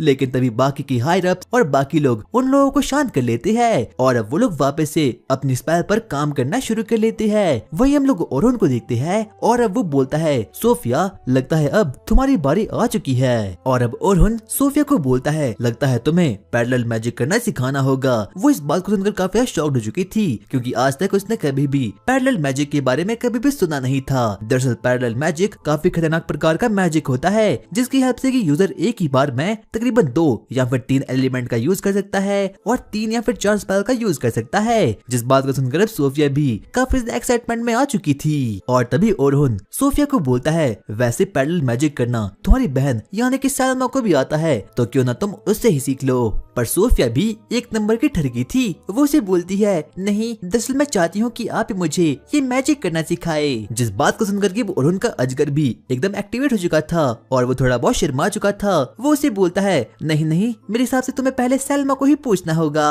और वहीं बाकी के हायर अप्स उसी टेलीपोर्ट स्पेल पर काम कर रहे थे, लेकिन अभी तक उन लोगों की स्पेल बिल्कुल भी एक्टिव नहीं होती। लेकिन तभी हम लोग गिल्ड मास्टर को देखते हैं और वो लोग हीरोज पार्टी को ऑर्डर देता है। वो उन लोगों को बोलता है, मैं चाहता हूँ कि हीरोज की पार्टी वापस डंजन में जाए और वहाँ जाकर ब्लैक ड्रैगन को खत्म कर ले। जिस बात को सुनकर के हीरोज की पार्टी काफी हैरान हो चुकी थी, इसीलिए वो अलग अलग बहाना बनाना शुरू करती है। और तभी वो लोग गिल्ड लीडर को बोलते हैं, वैसे हमारा माना अभी तक रिकवर नहीं हुआ। लेकिन तभी लूना गिल्ड मास्टर को बोलती है, ठीक है मैं आपके इस ऑर्डर को एक्सेप्ट करती हूँ, लेकिन उससे पहले मेरी एक रिक्वेस्ट है। वहीं ओरहुन और बाकी के स्क्वाड्स मेंबर अब फ्लोर बॉस के रूम तक पहुंच चुके थे, जहाँ पर कि ओरहुन, सेल्मा और बाकी लोग अपने रूकीज मेंबर को बोलते हैं, अब तुम लोगों को देखना है कि आखिरकार एक स्क्वाड्स लोग कैसे लड़ते हैं। हम ओरहुन, सेल्मा और बाकी स्क्वाड्स को देखती है। वो लोग अब जल्द से जल्द फ्लोर रूम में पहुंचते हैं, जहाँ पर कि उन लोगों का सामना फ्लोर बॉस से होता है और वो सच में ही काफी खतरनाक सा बीस्ट था। हम ओरहुन को देखते हैं और वो सभी लोगों पर अपनी एन्चेंटमेंट एबिलिटी का यूज करना शुरू कर लेता है। और यहाँ तक कि ओरहुन तो लड़ाई करते वक्त बफ, डिबफ, ट्रैप मैजिक और पैडलर मैजिक का भी यूज करा था, जिस चीज को देख करके सभी के सभी लोग काफी एक्साइटमेंट में आ चुके थे। यहाँ तक कि अब सेल्मा अब वहाँ पर आ चुकी थी और वो एक बार में ही तकरीबन 5 स्पेल का यूज कर देती है और अब उस मॉन्स्टर को खत्म कर देती है। सोफिया को एहसास होता है कि उसकी बड़ी बहन पैडलर मैजिक करना जानती है, जो कि कुछ समय पहले ओरहुन ने उसे करना सिखाया था। और वो सभी के सभी लोग ओरहुन के बफ मैजिक का यूज करके उस फ्लोर बॉस को कुछ सेकंड के अंदर ही हरा देते हैं। और सभी के सभी रूकीज स्कॉट लोगों की इस पार को देखकर सच में ही काफी ज्यादा हैरान हो चुके थे।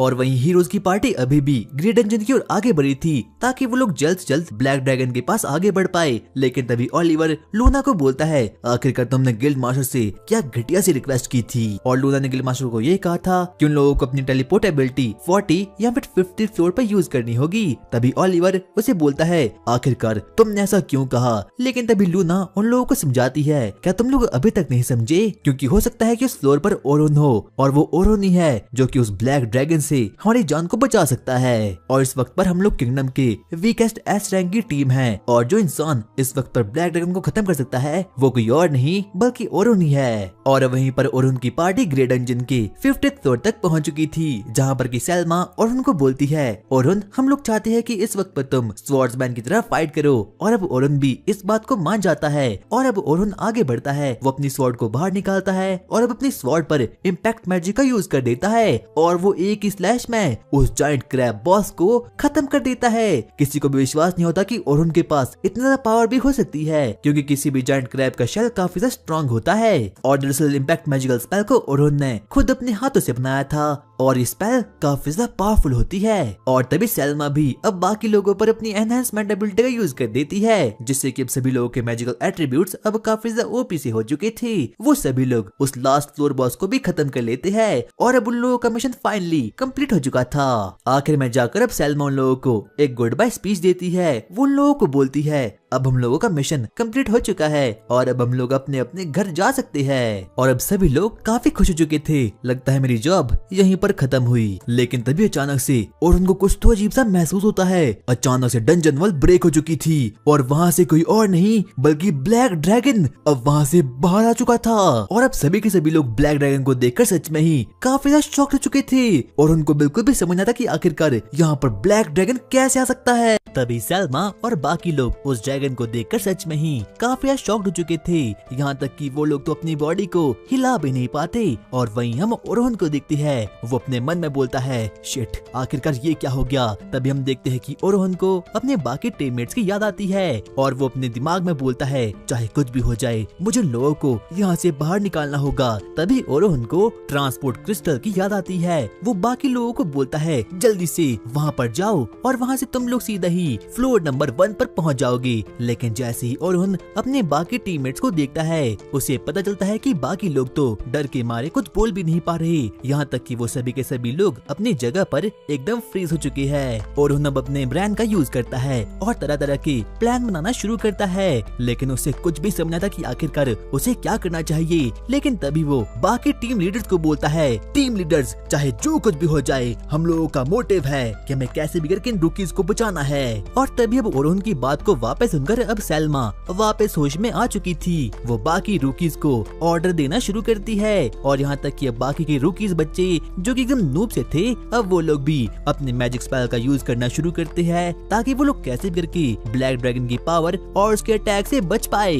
सैल्मा के कहने पर वो सभी लोग एक बैरियर को अब क्रिएट कर देते हैं, लेकिन तभी ब्लैक ड्रैगन उन लोगों के बैरियर पर अटैक कर देता है। लेकिन तभी हम देखते हैं कि ओरोहन भी अब उसके बैरियर को थोड़ा और बहुत पावर अप कर लेता है और जैसे ही अब ब्लैक ड्रैगन उन लोगों पर अटैक करता है तो उससे कुछ भी नहीं होता। लेकिन वहीं दूसरी ओर हम ओरोहन को देखते हैं, वो आगे बढ़ना शुरू करता है। वो ब्लैक ड्रैगन की ओर सबसे पहले अपनी नाइफ को फेंकता है और उसे डॉज करने के लिए ब्लैक ड्रैगन अपनी आंख को हल्का सा बंद कर लेता है और मौका देखते ही ओरोहन आगे बढ़ता है और उस पर अपनी स्वॉर्ड से अटैक कर देता है। और भाई वो अटैक सच में ही काफी ज्यादा खतरनाक था। धुआं हटता है और हम लोग देखते हैं कि उस ब्लैक ड्रैगन को तो कुछ भी नहीं हुआ। यहाँ तक कि ओरोहन को इसके बारे में पहले से पता था कि जो वो ब्लैक ड्रैगन है वो सच में ही काफी ज्यादा खतरनाक है और इतने छोटे से वार से उसका कुछ भी होने नहीं वाला। इतने में ओरोहन अपने बाकी टीम मेंबर्स को बोलता है, चाहे जो भी हो जाए तुम इन रूकीज का ध्यान रखना। यहाँ तक कि सैल्मा भी अब इस बात को मान जाती है, लेकिन कहीं न कहीं अब उसे अपने पुराने बॉयफ्रेंड एल्बर्ट की याद आती है, क्योंकि एल्बर्ट भी ब्लैक ड्रैगन के साथ मुकाबला करते हुए मारा गया था। लेकिन ओरोहन की बात थोड़ी अलग थी। वो आगे बढ़ता है, लेकिन तभी हम देखते हैं कि ब्लैक ड्रैगन एक बार वापस से उस पर फायरबॉल जुत्सु मार देता है। लेकिन तभी ओरोहन वापस से अपनी एक नई स्पेल रिफ्लेक्टिव स्पेल का इस्तेमाल करता है और स्पेल की हेल्प से जो कोई भी वार ब्लैक ड्रैगन करने वाला है वो उसी पर उल्टा ही भारी पड़ जाएगी। यहाँ तक कि अब ओरोहन वापस से प्लानिंग करना शुरू कर देता है और अब ब्लैक ड्रैगन बार बार ओरोहन पर अटैक करना शुरू करता है। लेकिन ओरोहन वापस से रिफ्लेक्टिव स्पेल का इस्तेमाल कर रहा था, लेकिन उससे भी उस ब्लैक ड्रैगन को कोई भी फर्क नहीं पड़ता। ओरोहन अपने मन में बोलता है, लगता है अब मुझे उस स्पेल का इस्तेमाल करना होगा। ओरोहन सबसे पहले अपने गले में एक लॉकेट को डालता है और अब अपने ऊपर स्टैट्स अप स्पेल का इस्तेमाल करना शुरू करता है। इससे उसके फिजिकल एट्रीब्यूट्स और मैजिकल एट्रीब्यूट्स इंक्रीज हो जाएगी। वो एक के बाद एक करके अपने ऊपर स्टैट्स अप इस्तेमाल करना शुरू करता है। यहाँ तक कि सैल्मा भी इस चीज को देखकर काफी शॉक्ड हो चुकी थी। यहाँ तक कि ये स्पेल अबंडेड है और इस पूरे के पूरे वर्ल्ड में स्पेल को सिर्फ और सिर्फ 1% लोग ही इस्तेमाल कर सकते हैं। यहाँ तक ओरोहन अभी यहीं पर रुकता, क्योंकि कहीं ना कहीं उसे इस बात के बारे में पता ही था कि ब्लैक ड्रैगन को खत्म करने के लिए उसे अपने फिजिकल और मैजिकल एट्रीब्यूट्स को 100 टाइम ज्यादा बढ़ाना होगा। इसीलिए वो तकरीबन 5 बार अपने ऊपर स्टैट्स अप मैजिकल एबिलिटी का यूज करना शुरू करता है। उसकी बॉडी अब हार मान चुकी थी, लेकिन ओरोहन अभी हार नहीं मानता और एक बार वापस से अपने ऊपर फिजिकल और मैजिकल एट्रीब्यूट्स को बफ कर देता है। और इतना करने के बाद वो सीधा ही ब्लैक ड्रैगन पर अटैक करने के लिए जंप मार देता है। लेकिन तभी ब्लैक ड्रैगन भी अब उसे आते हुए देख लेता है और वो अपनी टेल से उस पर अटैक कर देता है। लेकिन ओरोहन बाल बाल उसके अटैक को डॉज करता है और एक अजीब सी स्पेल को वहाँ पर क्रिएट कर देता है। सभी को लग रहा था कि ये कोई आम सा मैजिक है, लेकिन कोई ये आम मैजिक नहीं था, बल्कि इसे लोग स्पेशल एबिलिटी के नाम से जानते हैं। इस वर्ल्ड में सिर्फ और सिर्फ 1% ह्यूमन के पास ही स्पेशल एबिलिटी होती है, जो कि उन लोगों को उनके बर्थ के टाइम पर मिलती है और ओरोहन भी उन्हीं में से एक था और उसकी स्पेशल एबिलिटी का नाम था मैजिक कन्वर्जेंस। इस एबिलिटी की हेल्प से ओरोहन एक जगह इकट्ठा करके एक बहुत बड़ा ब्लास्ट कर सकता है। यहाँ तक कि ओलिवर के पास भी एक स्पेशल एबिलिटी थी और तभी मौका देखते ही अब ओरोहन अपने मैजिक कन्वर्जेंस को एक्टिवेट कर देता है और देखते ही देखते अब उस ब्लैक ड्रैगन पर अपने स्लैश को मार देता है, जिससे कि वो ब्लैक ड्रैगन सीधा ही जमीन पर गिर चुका था। ओरोहन आप कर सकते हो। सभी लोगों को लग रहा था कि अब ओरोहन बड़े ही आराम से उस ब्लैक ड्रैगन को खत्म करने वाला है, लेकिन सैल्मा को एकदम ट्रुथ दिख रहा था। उसे दिख रहा था कि जो ओरोहन है अब उसकी बॉडी उसका बिल्कुल भी साथ नहीं दे रही। यहाँ तक कि उसका माना पॉइंट, उसकी बाकी चीजें एकदम लो हो चुकी है और अब ओरोहन इस कंडीशन में कुछ भी नहीं कर सकता। और तभी अब वो अपने मन में सोचती है, क्या मुझे ओरोहन की हेल्प करनी चाहिए, लेकिन अगर मैं वहाँ पर गई तो मैं वहाँ पर कुछ भी नहीं कर पाऊंगी। इसीलिए वो अपने मुताबिक सबसे अच्छा काम करती है, यानी कि रूकीज को प्रोटेक्ट करना। और वहीं हम दूसरी ओर ब्लैक ड्रैगन को देखते हैं, जो कि ओरोहन पर वापस से अटैक करना शुरू कर देता है। लेकिन तभी ओरोहन को अपनी चाइल्डहुड मेमोरीज और चाइल्डहुड ट्रॉमा एक बार वापस से याद आता है। हर बार की तरह वो ओलिवर के साथ शिकार पर गया था, लेकिन जैसे ही वो लोग अपने विलेज वापस पहुँचे, उन लोगों ने देखा कि उनका सब कुछ खत्म हो चुका है। यहाँ तक कि चोरों ने उनकी फैमिली को, उनकी हर एक कीमती चीजों को वहाँ से लूट लिया है। चाहे कुछ भी हो जाए, मैं वीक नहीं नहीं रहूंगा। और वहीं दूसरी ओर वो ब्लैक ड्रैगन तो काफी ज्यादा स्ट्रॉन्ग हो चुका था, यहाँ तक कि उसकी बॉडी के अंदर से अब पर्पल ऑरा बाहर आना शुरू हो चुका था। यहाँ तक कि अब ब्लैक ड्रैगन के एट्रीब्यूट्स, उसकी फिजिकल, मैजिकल और बाकी पूरी की पूरी चीजें काफी सही इंक्रीज हो चुकी थी। यहाँ तक कि वो ओरहुन पर बिना रुके अटैक करना शुरू कर देता है। लेकिन तभी ओरहुन वापस से उस पर अटैक करना शुरू कर देता है। जब पिछली बार ओरहुन ने ब्लैक ड्रैगन को खत्म किया था तब वो अकेला नहीं था, बल्कि हीरोज की पार्टी भी उसके साथ थी। लेकिन यहाँ पर वो एकदम अकेला है, इसीलिए उसे ना चाहते हुए भी हर एक काम को अकेला ही करना पड़ेगा। लेकिन ओरहुन अपनी विल पावर को एकदम इकट्ठा करता है और एक बार वापस से उस पर अटैक करना शुरू कर देता है। लेकिन अब वो ब्लैक ड्रैगन उसकी बातों को बिल्कुल भी नहीं मानता और उनके पास एकदम लास्ट चांस था। वो कैसे भी करके अपनी स्वॉर्ड को बाहर निकालता है और अपनी स्वॉर्ड पर मैजिक कन्वर्जेंस को वहाँ पर डाल देता है। उसकी स्वॉर्ड अब काफी ज्यादा पावरफुल हो चुकी थी और यहाँ तक कि वो एकदम ब्लैक हो चुकी थी। वो अपनी पूरी की पूरी पावर से उस ब्लैक ड्रैगन पर अटैक कर देता है और वहाँ पर एक बहुत बड़ा ब्लास्ट होता है। सभी लोगों को लगता है कि अब फाइनली वो ब्लैक ड्रैगन खत्म हो चुका है। लेकिन जैसे ही धुआं हटता है सभी के सभी लोग एकदम शॉक्ड हो चुके थे, क्योंकि उस अटैक से तो सिर्फ और सिर्फ उस ब्लैक ड्रैगन की पूंछ कटी थी। आखिरकार मुझे अब क्या करना चाहिए? यहाँ तक कि अब ओरहुन के पास भी कोई भी दूसरा ऑप्शन नहीं बचता, इसीलिए वो अपने लास्ट टेक्निक का यूज करता है। वो सबसे पहले अपनी स्वॉर्ड को तोड़ देता है। वो वहाँ पर एक मैजिकल सर्कल को समन कर देता है और वहाँ से एक असली ड्रैगन हंटर स्वॉर्ड को वो वहाँ से समन कर देता है। वो ब्लैक ड्रैगन की ओर आगे बढ़ता है और अपने स्पेल से उस पर वार करना शुरू करता है। और जैसे ही ब्लैक ड्रैगन का ध्यान कहीं और होता है और उन जल्दी से अपने ऊपर ग्रेविटी मैजिक का यूज करके नीचे जाता है और एक ही स्लैश में अब फाइनली उस ड्रैगन को खत्म कर देता है। और इस बार सच में ही वो ब्लैक ड्रैगन खत्म हो चुका था।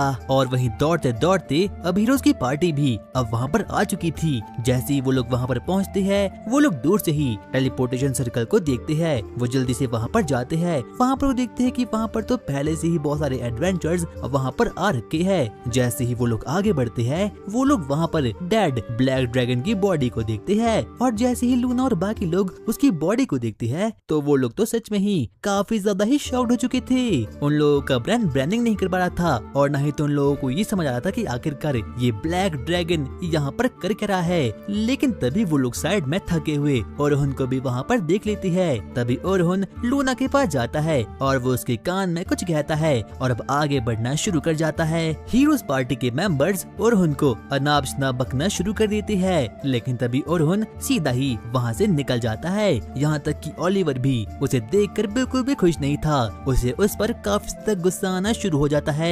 लेकिन तभी हम लूना को देखते हैं जो कि बाकी हीरोज की पार्टी को बोलती है इस ब्लैक ड्रैगन को किसी और ने नहीं बल्कि ओरहुन ने ही हराया है। और जैसे ही लूना इस बात को बोलती है तब डेरेक काफी ज्यादा गुस्से में आ जाता है, इसीलिए वो गुस्से में उसकी ओर आगे बढ़ता है ताकि वो उसे मार सके।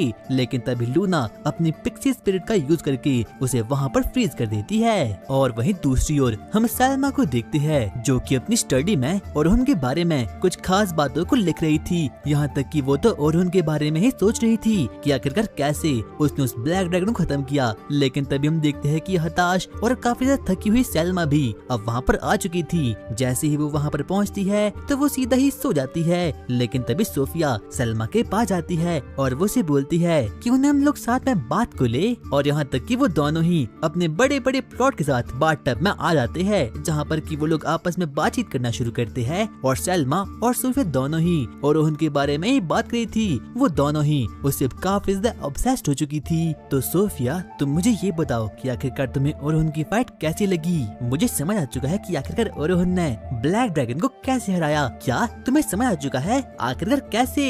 और सैल्मा ओरहुन के लेवल तक पहुँचने के लिए कुछ भी करने के लिए तैयार थी, इसीलिए वो उस चीज को देखकर काफी ज्यादा ऑब्सेस्ड हो चुकी थी। लेकिन तभी सोफिया अपनी बड़ी बहन यानी कि सैल्मा को हर एक चीज को बताना शुरू करती है। वो उसे बोलती है जो कुछ भी ओरहुन ने किया वो उन्होंने हमें पहले ही सिखा दिया था। वो कुछ और नहीं बल्कि सिर्फ और सिर्फ बेसिक मैजिकल स्किल को और टाइमिंग को अच्छी तरीके से मास्टर कर रहे थे। और यहाँ तक कि सैल्मा को भी अब उसकी बात कहीं न कहीं थोड़ी बहुत समझ आना शुरू हो चुकी थी। लास्ट में जाकर वो दोनों अपने प्लॉट को मिलाते हैं और इस गुफ्तगू को खत्म कर देते हैं। आगे हम ओरहुन को देखते हैं जो कि अपनी नींद से उठता है, लेकिन उसकी बॉडी काफी ज्यादा पेन में थी। यहाँ तक कि वो अपने ऊपर पेन रिलीफ मैजिकल एबिलिटी को भी यूज करता है, लेकिन फिर भी उसे कुछ भी नहीं होता। होता। ओरहन आगे बढ़ता है और वो खिड़की से देखता है कि प्लॉट वाली सैल्मा उसकी ओर आगे बढ़ रही है ताकि वो उसकी बड़ी सी स्वॉर्ड के साथ खेल सके। बाद में जाकर वो लोग साथ मिलकर ब्रेकफास्ट करना शुरू करते हैं। सैल्मा अचानक से खड़ी हो जाती है और ओरहन का शुक्रिया अदा करती है क्योंकि उसने उसकी जान जो बचाई थी। हाँ, कोई बात नहीं सैल्मा, वैसे भी तुम मुझसे काफी ज्यादा हाई पोजीशन पर हो, लेकिन इस चीजों में पोजीशन का कोई भी फर्क नहीं पड़ता। और वो लोग साथ मिलकर बातचीत करना शुरू करते हैं जहाँ पर कि सैल्मा ओरहन को बताती है कि नाइट स्काई रैबिट का गिल्ड मास्टर उसे मिलना चाहता है और ना चाहते हुए भी अब ओरहन को वहाँ पर जाना ही पड़ता है। जैसे ही वो गिल्ड मास्टर से मिलता है तो वो बिल्कुल भी टाइम वेस्ट नहीं करता और वो ओरहन को बोलता है, तो ओरहन मेरे पास तुम्हारे लिए एक ऑफर है, क्या तुम नाइट स्काई रैबिट को ज्वाइन करना चाहते हो? ओरहन के पास कोई भी ऑप्शन नहीं था और यहाँ तक कि उसका ब्रेन बिल्कुल भी ब्रांडिंग नहीं कर पाता। मैं इसके बारे में आपको सोच कर बताऊंगा। कोई बात नहीं, वैसे तो मैं एडवेंचर गिल्ड का गिल्ड मास्टर भी याद करा था, ठीक है मैं वहाँ पर भी जाता हूँ। ओरहन अब काफी ज्यादा सोच में पड़ चुका था, इसीलिए वो अपने सबसे अच्छे दोस्त एक बूढ़े आदमी के पास जाता है जहाँ पर कि वो उसे अपनी पूरी की पूरी दुविधा बताता है। और अब इतना कहने के बाद अब ओरहन वापस से एडवेंचर गिल्ड मास्टर के पास जाता है और वो लोग वहाँ पर एक बहुत बड़ी मीटिंग को शुरू करते हैं जहाँ पर कि हीरोज पार्टी का हर एक मेंबर और काफी बड़े बड़े नाम ऑलरेडी आ रखे थे और एडवेंचर गिल्ड का गिल्ड मास्टर भी ओरहन को वही सेम ऑफर देता है। लेकिन तभी हम बाकी हीरोज पार्टी के मेंबर्स को देखते हैं जो कि ओरहन को अनाब शनाब बकना शुरू कर देते हैं, लेकिन ओरहन उन्हें बिल्कुल भी भाव नहीं देता और सीधे ही उन लोगों को इग्नोर कर देता है। वहीं सोफिया और उसकी गैंग भी अब वहाँ पर आ चुकी थी। उन लोगों को अब इस बात का पता चल चुका था कि जो ओरहन है वो नाइट स्काई रैबिट में आ सकता है, इसीलिए वो दौड़ते दौड़ते सैल्मा के पास जाते हैं ताकि वो इस न्यूज को कंफर्म कर सके।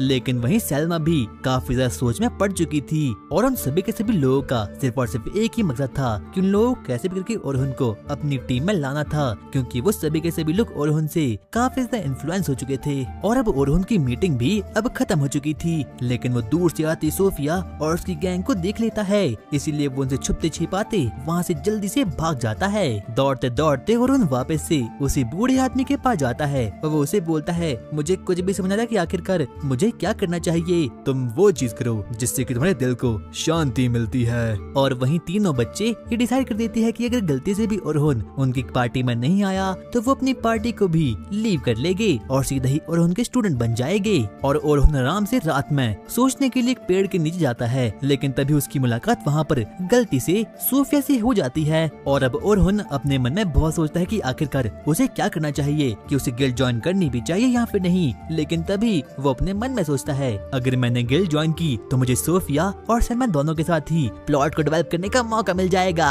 और अगली सुबह ओरहन नाइट स्काई रैबिट में जाता है और उसके ऑफर को वहाँ पर एक्सेप्ट कर देता है। पुराने समय में जब ओलिवर और ओरहन साथ में स्पारिंग करते थे तो ओलिवर उनके हर एक मैच को बड़ी इजीली जीत जाया करता था, यहाँ तक कि ओरहन तो जानबूझकर हर एक मैच को वहाँ पर हार जाता था, और जिससे कि सभी लोगों को लगता था कि ओलिवर काफी ज्यादा महान है और ओरहन के पास तो कोई भी पावर नहीं है। बल्कि ऐसा बिल्कुल भी नहीं था, सिवाय एक लड़की के जिसका नाम कि सियोन था। उसे ओरहन के बारे में हर एक चीज के बारे में पता था। तभी हम देखते हैं कि सियोन अचानक से ओरहन के पास जाती है और वो उसे बोलती है, मुझे पता है कि तुम अपनी हर एक फाइट में होल्ड बैक करते हो ना। और तभी ओरहन भी अब उसे बोलना शुरू करता है, हाँ मैं होल्ड बैक करता हूँ क्योंकि मुझे डर है कि अगर मैंने अपनी पूरी पोटेंशियल का यूज कर दिया तो हो सकता है कि ओलिवर इंजर्ड हो जाए। पर ओरहन, लोग तुम्हें काफी ज्यादा वीक समझते हैं। लेकिन तभी ओरहन उसे बोलता है, मुझे से कोई भी फर्क नहीं पड़ता। और हम देखते हैं कि वो दोनों ही आपस में काफी ज्यादा अच्छे दोस्त थे। हम लोग अब वापस से प्रेजेंट में आते हैं जहाँ पर हम पूरे के पूरे रीजनल ग्रैंड मास्टर को देखते हैं। और तभी गिल्ड मास्टर भी अब उसके पास आता है और वो उसे बताता है कि आपको पता है कि ब्लैक ड्रैगन को अकेले ही एक एडवेंचरर ने खत्म कर दिया। और जैसे ही ग्रैंड मास्टर इस बात को सुनता है तो वो सच में ही काफी शॉक्ड हो चुका था।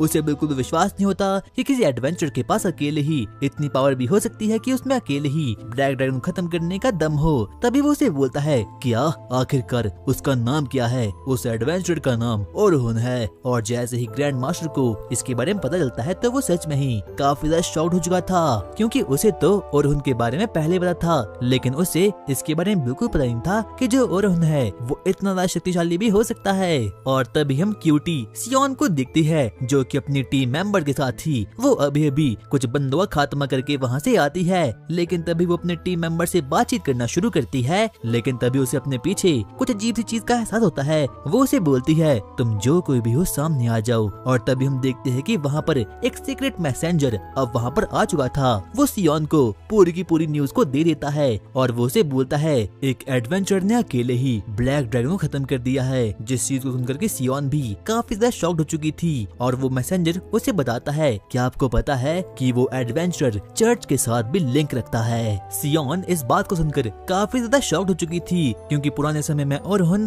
और सियोन काफी अच्छे दोस्त थे, लेकिन चर्च ने उन लोगों को एक दूसरे से बिल्कुल अलग कर दिया और तब से ही सियोन को चर्च से काफी ज्यादा नफरत हो रखी थी। चर्च ने एक दिन सियोन को झूठी खबर दी कि ओरहुन मारा जा चुका था, इसीलिए उसी दिन से सियोन को चर्च से काफी ज्यादा नफरत होनी शुरू हो चुकी थी। और वहीं दूसरी ओर हम ओरहुन को देखते हैं जो कि नाइट स्काई रैबिट के गिल्ड में मीटिंग अटेंड कर रहा था और यहाँ पर नाइट स्काई रैबिट के हायर मेंबर्स ये डिसाइड करने वाले हैं कि आखिरकार ओरहुन को लोगों को आर्मी लीडर की पोस्ट को देना भी होगा या फिर नहीं। लेकिन तभी हम देखते हैं कि उनमें से एक हायरार्की ओरहुन से अजीब अजीब से सवाल करना शुरू करता है। वो उसे बोलता है क्या तुम गिल्ड के लिए अपनी जान को दांव पे लगा सकते हो? नहीं, मैं ऐसा बिल्कुल भी नहीं कर सकता। और जैसे ही ओरहुन इस चीज को बोलता है तो सभी के सभी लोग इस आंसर को सुनकर काफी शॉक्ड हो चुके थे। उन लोगों को बिल्कुल विश्वास नहीं होता कि कोई ऐसा भी बोल सकता है। और तभी ओरहुन उन लोगों को बोलता है मेरे लिए क्लैन इम्पोर्टेंट नहीं है, बल्कि मेरे लिए क्लैन के मेंबर्स इम्पोर्टेंट है और उनके लिए मैं अपनी जान को दांव पर लगा सकता हूँ। और अब सभी के सभी लीडर्स इस बात को सुनकर काफी ज्यादा इम्प्रेस हो चुके थे। और अब इतना कहने के बाद अब ओरहुन सेल्मा के साथ बाहर जाना शुरू करता है, लेकिन तभी उसकी मुलाकात वहाँ पर गिल्ड अटेंडेंट स्टेला से होती है। मास्टर ओरहुन, मेरे पास आपके लिए एक नया टास्क है। आपको कुछ नए रिक्रूट्स को ट्रेन करना होगा। और यहाँ तक कि ओरहुन भी इस बात को मान जाता है। अब ओरहुन अपने नए स्टूडेंट से मिलने के लिए वहाँ पर निकल जाता है, जिनका नाम की रैन, लुक्रीटा और विल होता है। और जैसे ही वो लोग ओरहुन को देखते हैं तो वो लोग काफी ज्यादा हाइप्ड अप हो चुके थे। वो लोग सीधा ही ओरहुन से सवाल जवाब करना शुरू करते हैं। वो उसे बोलते हैं आखिरकार आपने ब्लैक ड्रैगन कैसे हराया?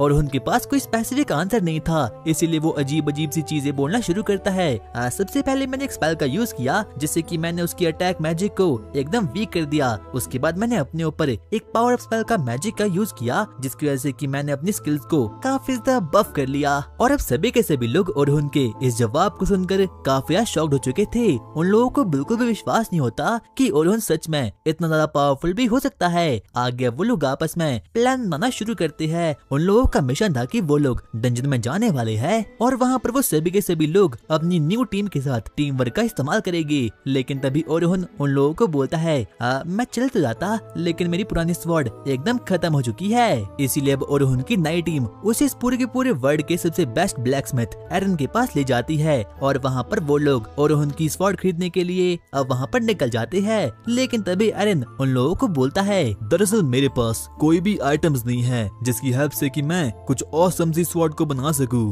अगर तुम्हें स्वॉर्ड बनानी है तो तुम लोगों को डंजन के डीप में जाना होगा और वहाँ से कुछ आइटम्स को कलेक्ट करके लाना होगा। लेकिन तभी ओरहुन अपने आइटम बैग्स को वहाँ पर निकालता है और अपने बैग से डिफरेंट आइटम्स को वहाँ पर निकाल देता है। और उन्हीं में से एक आइटम ब्लैक ड्रैगन का स्केल भी था। और जैसे ही वो लोग उस चीज को देखते हैं तो वो लोग सबसे पहले काफी शॉक्ड हो चुके थे। यहाँ तक कि उन लोगों को उस ब्लैक ड्रैगन का स्केल को देखकर अपने पुराने टीममेट यानी कि एल्बर्ट की याद आना शुरू हो चुकी थी, क्योंकि ब्लैक ड्रैगन ने ही एल्बर्ट को खत्म कर दिया था, जिससे कि ओरहुन को थोड़ा गिल्टी फील होता है। आगे अब ओरहुन अपने नए टीममेट के साथ मीटिंग करना शुरू करता है ताकि वो लोग स्ट्रेटेजी बना पाए कि आखिरकार वो लोग फ्लोर 86 में जाकर क्या करने वाले हैं। और यहाँ तक कि ओरहुन का अपनी नए टीम मेंबर के साथ स्ट्रेटेजी प्लानिंग और बाकी चीजें भी काफी ज्यादा एनहांस हो पाए। और उसके कुछ समय के बाद ही वो सभी के सभी लोग फाइनली फ्लोर 86 तक पहुँच चुके थे। और वो फ्लोर कोई डंजस नहीं बल्कि एक जंगल लग रहा था। यहाँ तक कि अब सैल्मा ने भी सभी को अपने अपने रूल बता दिए थे। जो विल है वो शील्ड का काम करेगा, रेन अटैक करेगी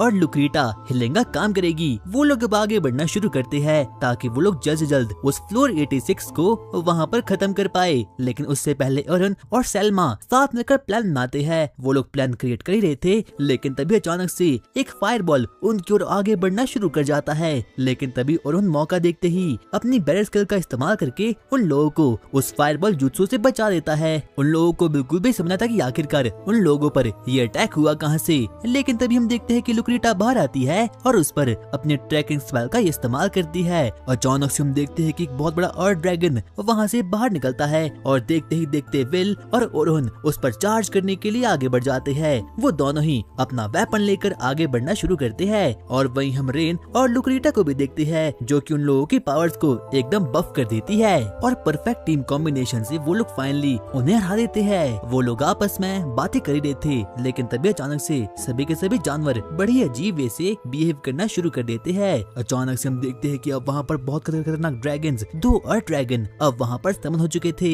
और सभी के सभी लोग अपने अपने कामों को बड़े ही बखूबी से निभाना शुरू करते हैं। यहाँ तक कि विल और ओरोहन एक बार वापस से उन लोगों पर चार्ज करना शुरू करते हैं लेकिन तभी ओरोहन को एक अजीब सी चीज का एहसास होता है, इसीलिए वो जल्दी से पीछे मुड़ता है और अपनी मैजिकल स्पेल से सीधा ही वहाँ पर अटैक कर देता है और अचानक से वहाँ से एक बहुत बड़ा इनविजिबल टर्टल सभी लोगों के सामने बाहर आ चुका था। यहाँ तक कि सभी लोग ओरोहन का शुक्रिया अदा करते हैं क्योंकि अगर गलती से भी ओरोहन को उसके बारे में पता नहीं चलता तो वो टर्टल उन्हें मार भी सकता था। सैल्मा और बाकी लड़कियां उस टर्टल को संभालने का काम करती है और वहीं दूसरी ओर ओरोहन और विल उन 2 अर्थ ड्रैगन्स पर चार्ज कर देते हैं और सैल्मा देखते ही देखते उन सभी लोगों के साथ टेलीपैथी के थ्रू बात करना शुरू कर देती है और वो नहीं बताती है कि आखिरकार उन लोगों को उनका नेक्स्ट स्टेप क्या लेना चाहिए। यहाँ तक कि ओरोहन तो सैल्मा की इस टेक्नोलॉजी और पावर से काफी ज्यादा इंस्पायर हो चुका था।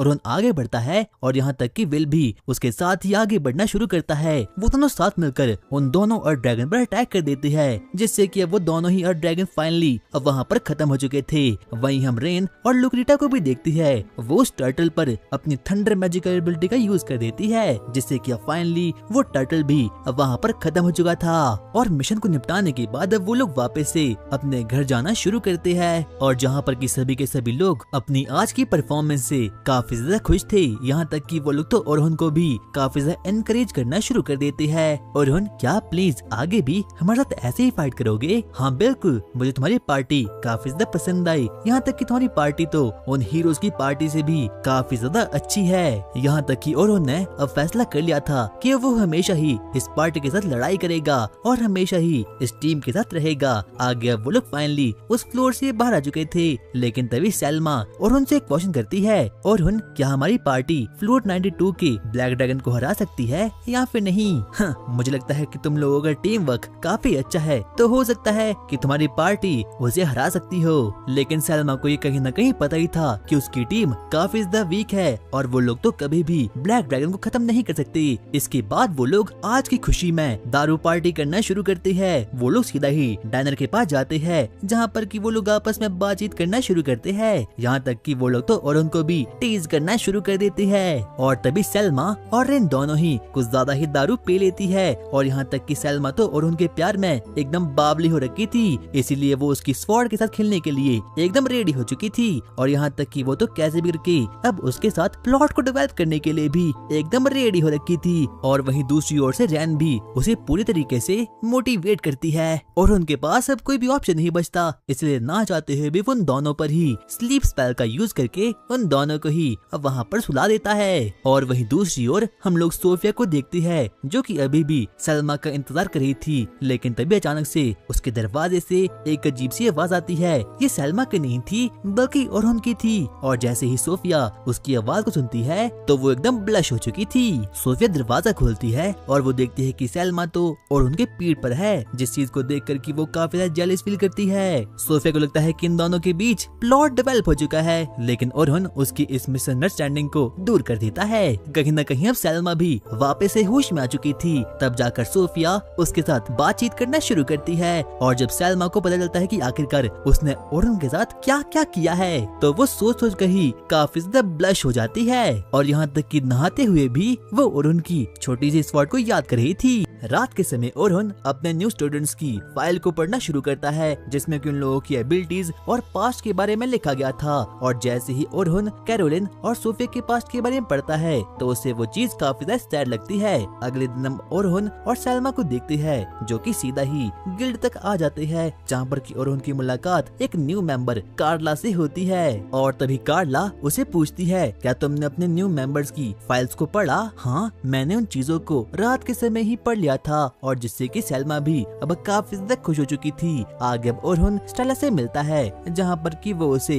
ग्रुप 10 के मेंबर्स के बारे में जानकारी देना शुरू कर देती है और उसमें कोई और नहीं बल्कि सोफिया, कैरोलिन और लोगन इंक्लूडेड थे। और अब ओरहुन भी उन लोगों का टीचर बनने के लिए मान चुका था। सबसे पहले वो स्टेला को बोलता है क्या मुझे उन लोगों को पढ़ाने के लिए कोई रूल्स को फॉलो करना होगा? लेकिन तभी स्टेला उसे बोलती है नहीं नहीं, हमारे गिल्ड में कोई भी रूल्स नहीं है, आप जैसे चाहो वैसे उन लोगों को पढ़ा सकते हो।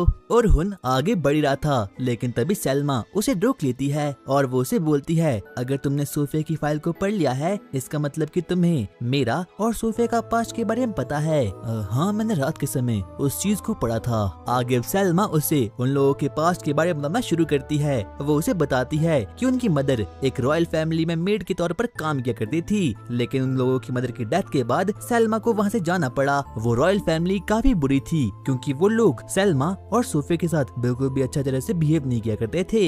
और एक दिन सेल्मा वापस से सोफिया के पास लौट आई और जब उसने सोफिया की हालत को देखा तब वो बिल्कुल भी खुश नहीं थी। इसीलिए उसने फैसला किया कि वो अपने ही जैसा अपनी बहन को भी एडवेंचर बनाएगी। और अब इतना कहने के बाद सेल्मा और ओरहुन अपने अपने रास्ते के लिए निकल जाते हैं। ओरहुन आगे बढ़ता है और अब वो फाइनली एक रूम में एंटर होता है जहाँ पर कि उसकी मुलाकात उसके स्टूडेंट से होती है, सोफिया, कैरोलिन और लोगन। और जैसे ही वो लोग ओरहुन को देखते हैं तो वो लोग सच में ही काफी ज्यादा खुश हो चुके थे और यहाँ तक कि वो लोग तो अजीब अजीब सी हरकतें करना शुरू कर देते हैं। पहले तो उन लोगों को बिल्कुल पता नहीं था कि ओरहुन के पास इतनी पावर है, लेकिन जब से उसने अकेले ही ब्लैक ड्रैगन को खत्म किया है तब से उन लोगों के पर्सपेक्टिव में उसकी रिस्पेक्ट काफी ज्यादा बढ़ चुकी थी। आगे अब वो लोग आपस में बातचीत करना शुरू करते हैं और एक दूसरे के बारे में काफी कुछ नई नई चीजें जानना भी शुरू कर देते हैं। लेकिन तभी हम लोगन और सोफिया को देखते हैं जो कि ओरहुन से बड़े ही हाइप्ड वाले वे में पूछना शुरू करते हैं, सेंसे आखिरकार आपने उस ब्लैक ड्रैगन को कैसे खत्म किया? मैंने काफी सालों तक ट्रेनिंग की जिसकी हेल्प से कि मेरे पास काफी ज्यादा पावर्स इकट्ठा हो गई है और मैं तुम्हें भी उन पावर्स को सिखाऊंगा जिसकी मदद से कि तुम लोग भी ब्लैक ड्रैगन को हरा सकते हो।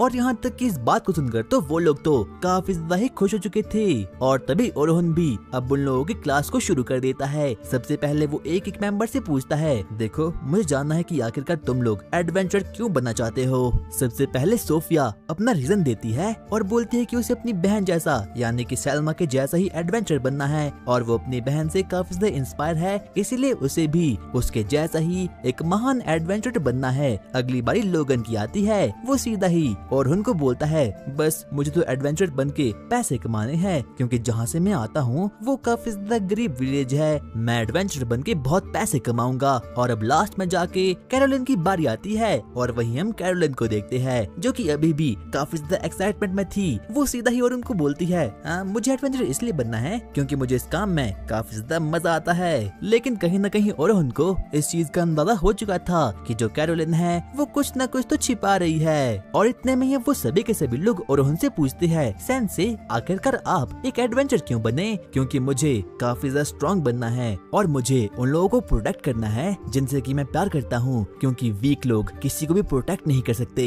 और कुछ समय के बाद ही अब वो लोग अपनी प्रैक्टिकल ट्रेनिंग करने के लिए डंजन की ओर निकल जाते हैं। और जहाँ पर कि कैरोलिन अटैकिंग का काम कर रही थी वो आगे बढ़ती है और देखते ही देखते हर एक वुल्फ मॉन्स्टर को वहाँ पर खत्म कर देती है और बाकी सभी के सभी लोग उसे दूर से देखना शुरू करते हैं। लेकिन ओरहुन को कहीं न कहीं उसकी कॉम्बैट स्किल में थोड़ी बहुत गलती नजर आ चुकी थी। ओरहुन को कहीं न कहीं एहसास हो चुका था कि जो उसका फाइटिंग स्टाइल है वो हो ना हो काफी ज्यादा एग्रेसिव है जो कि उसकी टीम के लिए बिल्कुल भी सेफ नहीं है। लेकिन तभी हम दूसरी तरफ कैरोलिन को देखती है और वो तो बिना रुके उन वुल्फ मॉन्स्टर को बस मारे ही जा रही थी। और तभी अचानक से एक वुल्फ मॉन्स्टर उस पर पीछे से अटैक कर देता है और ना चाहते हुए भी अब ओरहुन को वहाँ पर इंटरफेयर करना पड़ता है और ओरहुन अब उसे खत्म कर लेता है। इतने में ही अब वो कैरोलिन के पास जाता है और वो उसे बोलता है तुम्हें फाइट के दौरान थोड़ा सेफ रहना चाहिए। लेकिन तभी कैरोलिन ओरहुन को अपनी सीक्रेट टेक्निक के बारे में सिखाती है जो कि उसकी स्पेशल स्किल थी। वो कभी भी मर नहीं सकती। वो अपने नाइफ को निकालती है और अपनी बॉडी पर एक कट मार देती है और देखते ही देखते अब उसकी स्किन 2 सेकंड के अंदर ही एकदम हील हो जाती है। और अब आगे जाकर कैरोलिन ओरहुन को बोलती है कि अब उसे दर्द की आदत हो चुकी है और उसे इन चीजों से कोई भी फर्क नहीं पड़ता। इतने में ओरहुन को याद आता है कि आखिरकार उसने कैरोलिन की रिपोर्ट में क्या पढ़ा था। जब कैरोलिन छोटी सी थी तो उसे एक साइको चर्च के लोगों ने पकड़ लिया था जो कि उस पर दिन रात सुबह शाम एक्सपेरिमेंट किया करते थे, यहाँ तक कि वो उसकी बॉडी को हर तरीके से काट दिया करते थे और वो लोग उसे अपने नए नए एक्सपेरिमेंट के लिए काफी ज्यादा टॉर्चर भी किया करते थे। लेकिन तभी एक दिन वहाँ पर एल्बर्ट आया जिसने कि कैरोलिन को वहाँ से छुड़ा दिया और उसे समझाता है कि अगर उसे लड़ना ही है तो उसे एकदम प्योर सेफ्टी के साथ लड़ना होगा, क्योंकि उसके टीममेट्स को उसकी काफी ज्यादा चिंता है। और जैसे वो अपने टीममेट्स को देखती है तो उनके चेहरे पर बिल्कुल भी स्माइल नहीं थी। कैरोलिन को लगता है कि ये सब कुछ उसकी ही गलती है, लेकिन तभी ओरहुन वहाँ पर आता है और उसे थोड़ा बहुत शांत करता है। आगे वो लोग वापस से ट्रेनिंग ग्राउंड में जाते हैं, जहाँ पर कि ओरहुन कैरोलिन और बाकी लोगों की ट्रेनिंग कराना शुरू करता है। और अब वो सभी के सभी लोग ओरहुन की गाइडेंस को लेकर ट्रेनिंग करना शुरू करते हैं। और वही हम सोफिया को देखते हैं जो कि अपनी मेज बनने की ट्रेनिंग को वहाँ पर शुरू कर देती है। लेकिन तभी ओरहुन को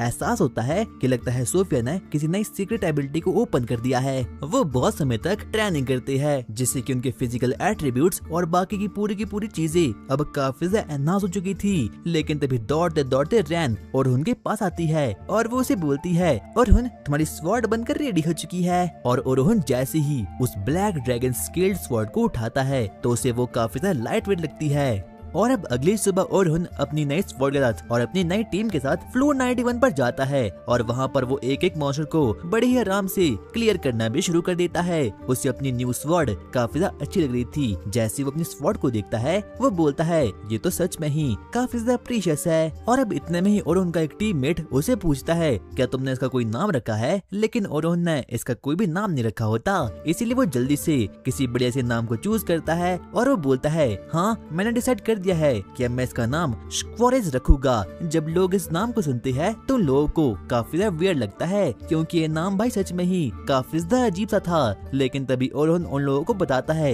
कि इस नाम का मतलब ब्लैक रैबिट है। आगे अब वो लोग आपस में बातचीत करना शुरू करते हैं। उन लोगों की टीम पार्टी अभी डिसाइड कर देती है कि अब वो लोग फाइनली फ्लोर 92 पर जाने वाले हैं, जहाँ पर कि उनका इंतजार ब्लैक ड्रैगन कर रहा है। वो लोग अब डंजन से बाहर आती है, लेकिन तभी सैल्मा ओरहुन को रोक देती है और वो उसे बोलती है ओरहुन मुझे तुमसे कुछ बात करनी है। हाँ तुम बोल सकती हो, क्या तुम मेरे साथ कल बाहर डेट पर जाओगे? नहीं सैल्मा मुझे माफ करना, मैं ऐसा नहीं कर सकती क्योंकि कल मैं ग्रुप 10 के साथ 29 फ्लोर को एक्सप्लोर करने जाऊंगा। जैसे ही सैल्मा इस बात को सुनती है तो वो सच में ही काफी ज्यादा इम्प्रेस हो चुकी थी, क्योंकि ग्रुप 10 सच में ही काफी बड़ी अच्छी वे में प्रोग्रेस कर रहा था और इसीलिए वो बुरा भी नहीं मानती। रात के समय अब ओरहुन अपने दोस्त यानी कि उसी बूढ़े आदमी के पास जाता है। वो बूढ़ा आदमी अब उसे एक बहुत ही सीक्रेट बात बताना शुरू करता है। वो उसे बताता है कि इस पूरे के पूरे वर्ल्ड में एक बहुत ही खतरनाक ग्रुप आ चुका है जिनका काम है एडवेंचर को खत्म करना, और उस क्रिमिनल ऑर्गेनाइजेशन का नाम कुछ और नहीं बल्कि एमेंट्रॉफ ग्रुप है। और ओरहुन को तो इसके बारे में पहले से कहीं न कहीं खबर थी। उसे पता था कि जो एमेंट्रॉफ ग्रुप है वो काफी ज्यादा खतरनाक है और उन लोगों का सिर्फ और सिर्फ एक ही काम होता है कि उन लोगों को कैसे भी करके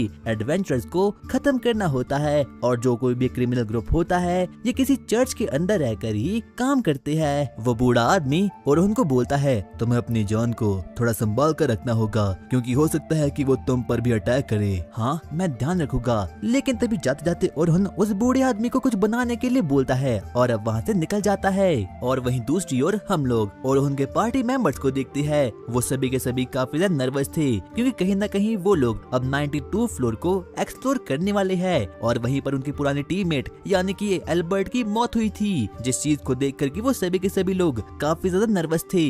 वहीं दूसरी ओर सैल्मा भी काफी ज्यादा डरी हुई थी, क्योंकि कहीं न कहीं उसे भी ब्लैक ड्रैगन से काफी ज्यादा डर लग रहा था। लेकिन तभी सोफिया पीछे से आती है और उसे गले से लगा देती है। अगली ही सुबह वो ओरहुन ग्रुप 10 के साथ 29 फ्लोर पर निकल जाता है, जहाँ पर कि वो लोग सबसे पहले डंजन को एक्सप्लोर करना शुरू करते हैं। ग्रुप 10 सच में ही काफी ज्यादा अच्छी तरीके से प्रोग्रेस करा था। जैसे ही वो लोग आगे जाते हैं वो लोग एक के बाद एक करके हर एक मॉन्स्टर को वहाँ पर मारना शुरू कर देते हैं और आखिरकार अब वो लोग फाइनली 29 फ्लोर को भी क्लियर कर देते हैं। और अगली बार अब वो लोग 30 फ्लोर पर जाने वाले हैं। और जैसे ही वो लोग 30 फ्लोर को क्लियर कर लेंगे तो वो नूब एडवेंचर नहीं बल्कि प्रो एडवेंचर में कन्वर्ट हो जाएगी। लेकिन कहीं न कहीं सोफिया इस बात को लेकर काफी ज्यादा दुखी थी, क्योंकि जैसे ही वो लोग 30 फ्लोर को क्लियर कर लेंगे वैसे ही ओरहुन उनका सेंस नहीं रहेगा, जिस बात से वो काफी ज्यादा सैड भी थी। ग्रुप 10 अब एस्ट्रेला के पास जाता है ताकि ताकि वो लोग वहाँ पर रजिस्टर कर सके और 30 फ्लोर में जा सके।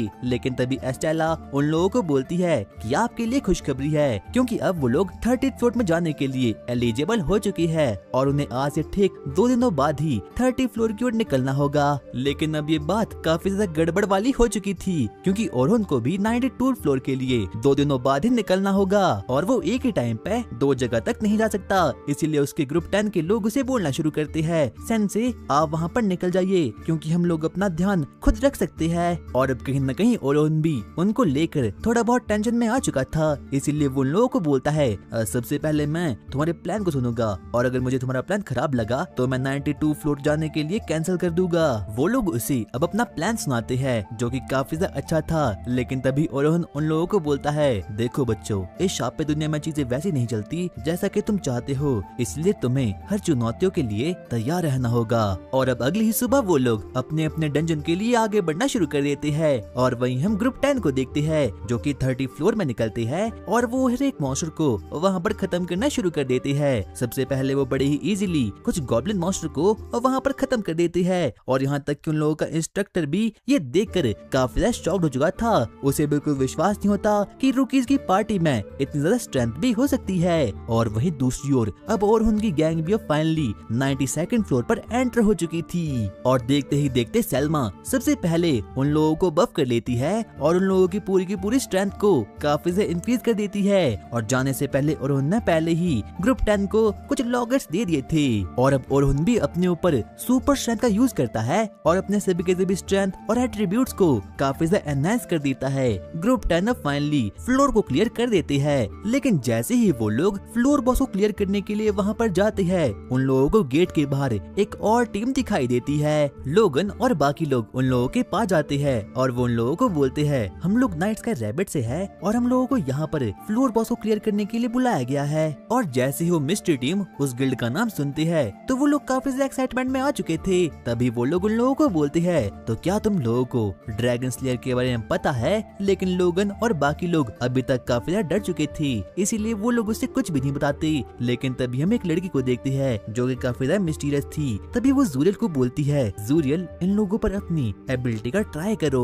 जूरियल उन लोगों के दिमाग को पढ़ना शुरू करता है। बाद में जाकर उन लोगों को इस चीज का एहसास होता है कि जो वो ड्रैगन स्लेयर है वो लोगों का टीचर भी है और वो लोग तो बहुत समय से ड्रैगन स्लेयर यानी कि ओरहन को ही ढूंढ रहे थे। और वहीं हम दूसरी ओर 92nd फ्लोर में ओरहन और उसकी पार्टी को देखती है जो कि अभी भी ब्लैक ड्रैगन से ही फाइट करे थे। वो लोग अपनी पूरी स्ट्रेंथ से उस पर वार करना शुरू करते हैं और फाइनली ब्लैक ड्रैगन भी काफी ज्यादा इंजर्ड हो चुका था। वहीं दूसरी ओर अब ग्रुप 10 काफी ज्यादा डर चुका था, इसीलिए उन लोगों का इंस्ट्रक्टर उन लोगों के पास आता है। वो उन लोगों को बोलता है, यहाँ से दूर हो जाओ। लेकिन अगले ही पल वो लोग उसके गले को काट देते हैं और तभी अब वो लोग अपनी जान बचाने के लिए वहाँ से भागना शुरू कर देती है। अचानक से अब कैरोलिन काफी ज्यादा गुस्से में आ चुकी थी। वो उन लोगों पर अटैक करने के लिए आगे दौड़ती है, लेकिन तभी वो लोग उसे एक ही शॉट में दूर पटक कर फेंक देते हैं। सोफिया अब जोर जोर से रोना शुरू कर देती है और ओरहन के दिए गए लॉकेट को जोर से पकड़ लेती है। और वहीं दूसरी ओर अब ओरहन को भी इस चीज का एहसास हो चुका था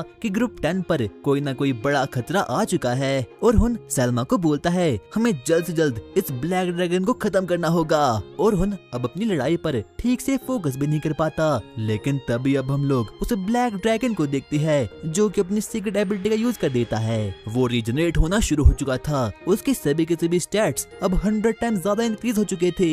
किसी को भी समझ आता कि आखिरकार ये यहाँ पर क्या हो रहा है। और तभी वो ड्रैगन अचानक से वापस से अपने ऊपर रीजनरेशन स्पेल का यूज कर देता है, जिससे कि उस पर हर लगे वुंड्स और बाकी चीजें एकदम हील हो चुकी थी। यहाँ तक कि अब उसकी पावर भी 100x और ज्यादा पावरफुल हो चुकी थी। अब वो ड्रैगन काफी ज्यादा खतरनाक बन चुका था। और वहीं दूसरी ओर ग्रुप 10 के लोग काफी ज्यादा शॉक्ड हो चुके थे। उन लोगों को बिल्कुल भी समझना था कि आखिरकार उन लोगों को आगे क्या करना चाहिए। यहाँ तक कि वो लोग तो अपनी ही जगह पर एकदम फ्रीज हो चुके थे। लेकिन तभी लोगन सोफिया को बोलता है, सोफिया फोकस करो, हम लोग कुछ करना होगा। लेकिन तभी हम गीबा को देखते हैं, वो लोगों की ओर आगे बढ़ना शुरू करता है। लेकिन तभी अचानक से सोफिया उस पर अटैक मार देती है, लेकिन गीबा बड़े ही इजी वे में उसे डॉज कर लेता है। गीबा उन लोगों की ओर आगे बढ़ना शुरू कर देता है, लेकिन तभी अचानक से लोगन अपनी ट्रैप स्पेल को एक्टिवेट कर देता है, जिसकी वजह से कि अब फाइनली गीबा वहाँ पर एकदम अटक कर रह चुका था। लोगन को लगता है कि एकदम परफेक्ट टाइमिंग है उसे खत्म करने की। वो उसकी ओर आगे बढ़ता है ताकि वो उसे खत्म कर पाए, लेकिन तभी गीबा अचानक से अपनी पावर का यूज करता है और फाइनली अब लोगन को भी नॉकआउट कर देता है। वो उसे मारने के लिए अब अपनी स्वॉर्ड को आगे बढ़ाता है,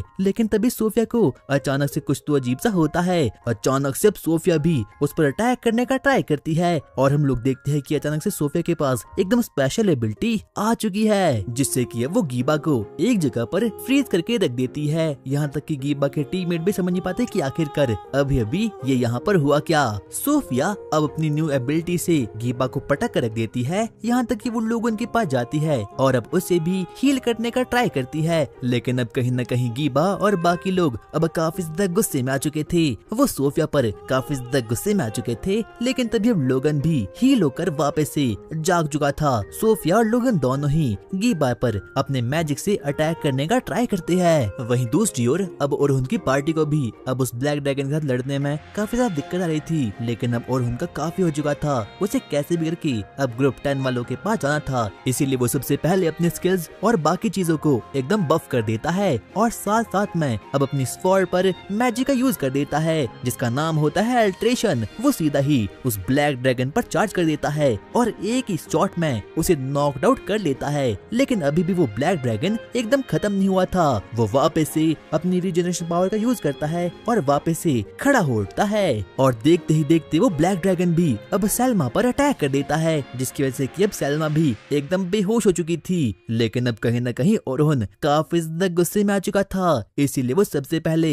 अपनी स्वॉर्ड पर अपने पूरे के पूरे अटैक को डाल देता है और अपनी नई एबिलिटी मैजिक कन्वर्जेंस का यूज कर देता है, जिससे कि वो फाइनली एक ही ब्लो में उस ब्लैक ड्रैगन को फाइनली खत्म कर देता है। और वहीं दूसरी ओर हम गीबा और सोफिया को देखते हैं। सोफिया अब सच में ही काफी ज्यादा डर चुकी थी, यहाँ तक कि उसके अंदर का माना भी एकदम खत्म हो चुका था। गीबा अपनी स्वॉर्ड को खड़ा उठाता है ताकि वो उसे खत्म कर सके। वो उस पर अटैक करने वाला था, लेकिन तभी ठीक समय पर वहाँ पर खुद ओरहुन अब वहाँ पर आ चुका था। वो काफी ज्यादा गुस्से में था। सबसे पहले वो अपने टीम मेंबर्स की चारों ओर एक ऑरा को क्रिएट कर देता है ताकि वो उन लोगों को प्रोटेक्ट कर सके। आगे वो उन लोगों से बातचीत करना शुरू करता है, तो तुम ही वो ड्रैगन स्लेयर हो, आखिरकार तुम लोग कौन हो? हम लोग एमंट ऑफ ग्रुप के लोग हैं और हम लोगों का सिर्फ और सिर्फ एक ही मकसद है, एडवेंचर्स का खात्मा।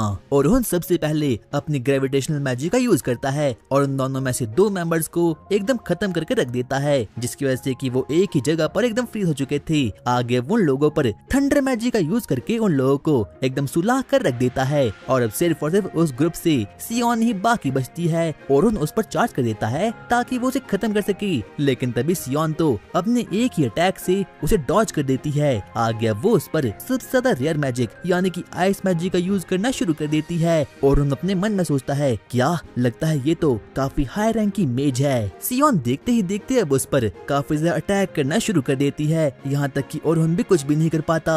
और जैसे ही धुआं उठता है वो देखती है कि ओरहुन तो अभी भी जिंदा है, क्योंकि ओरहुन ने अब अपनी स्वॉर्ड को काफी ज्यादा एनहांस कर दिया था।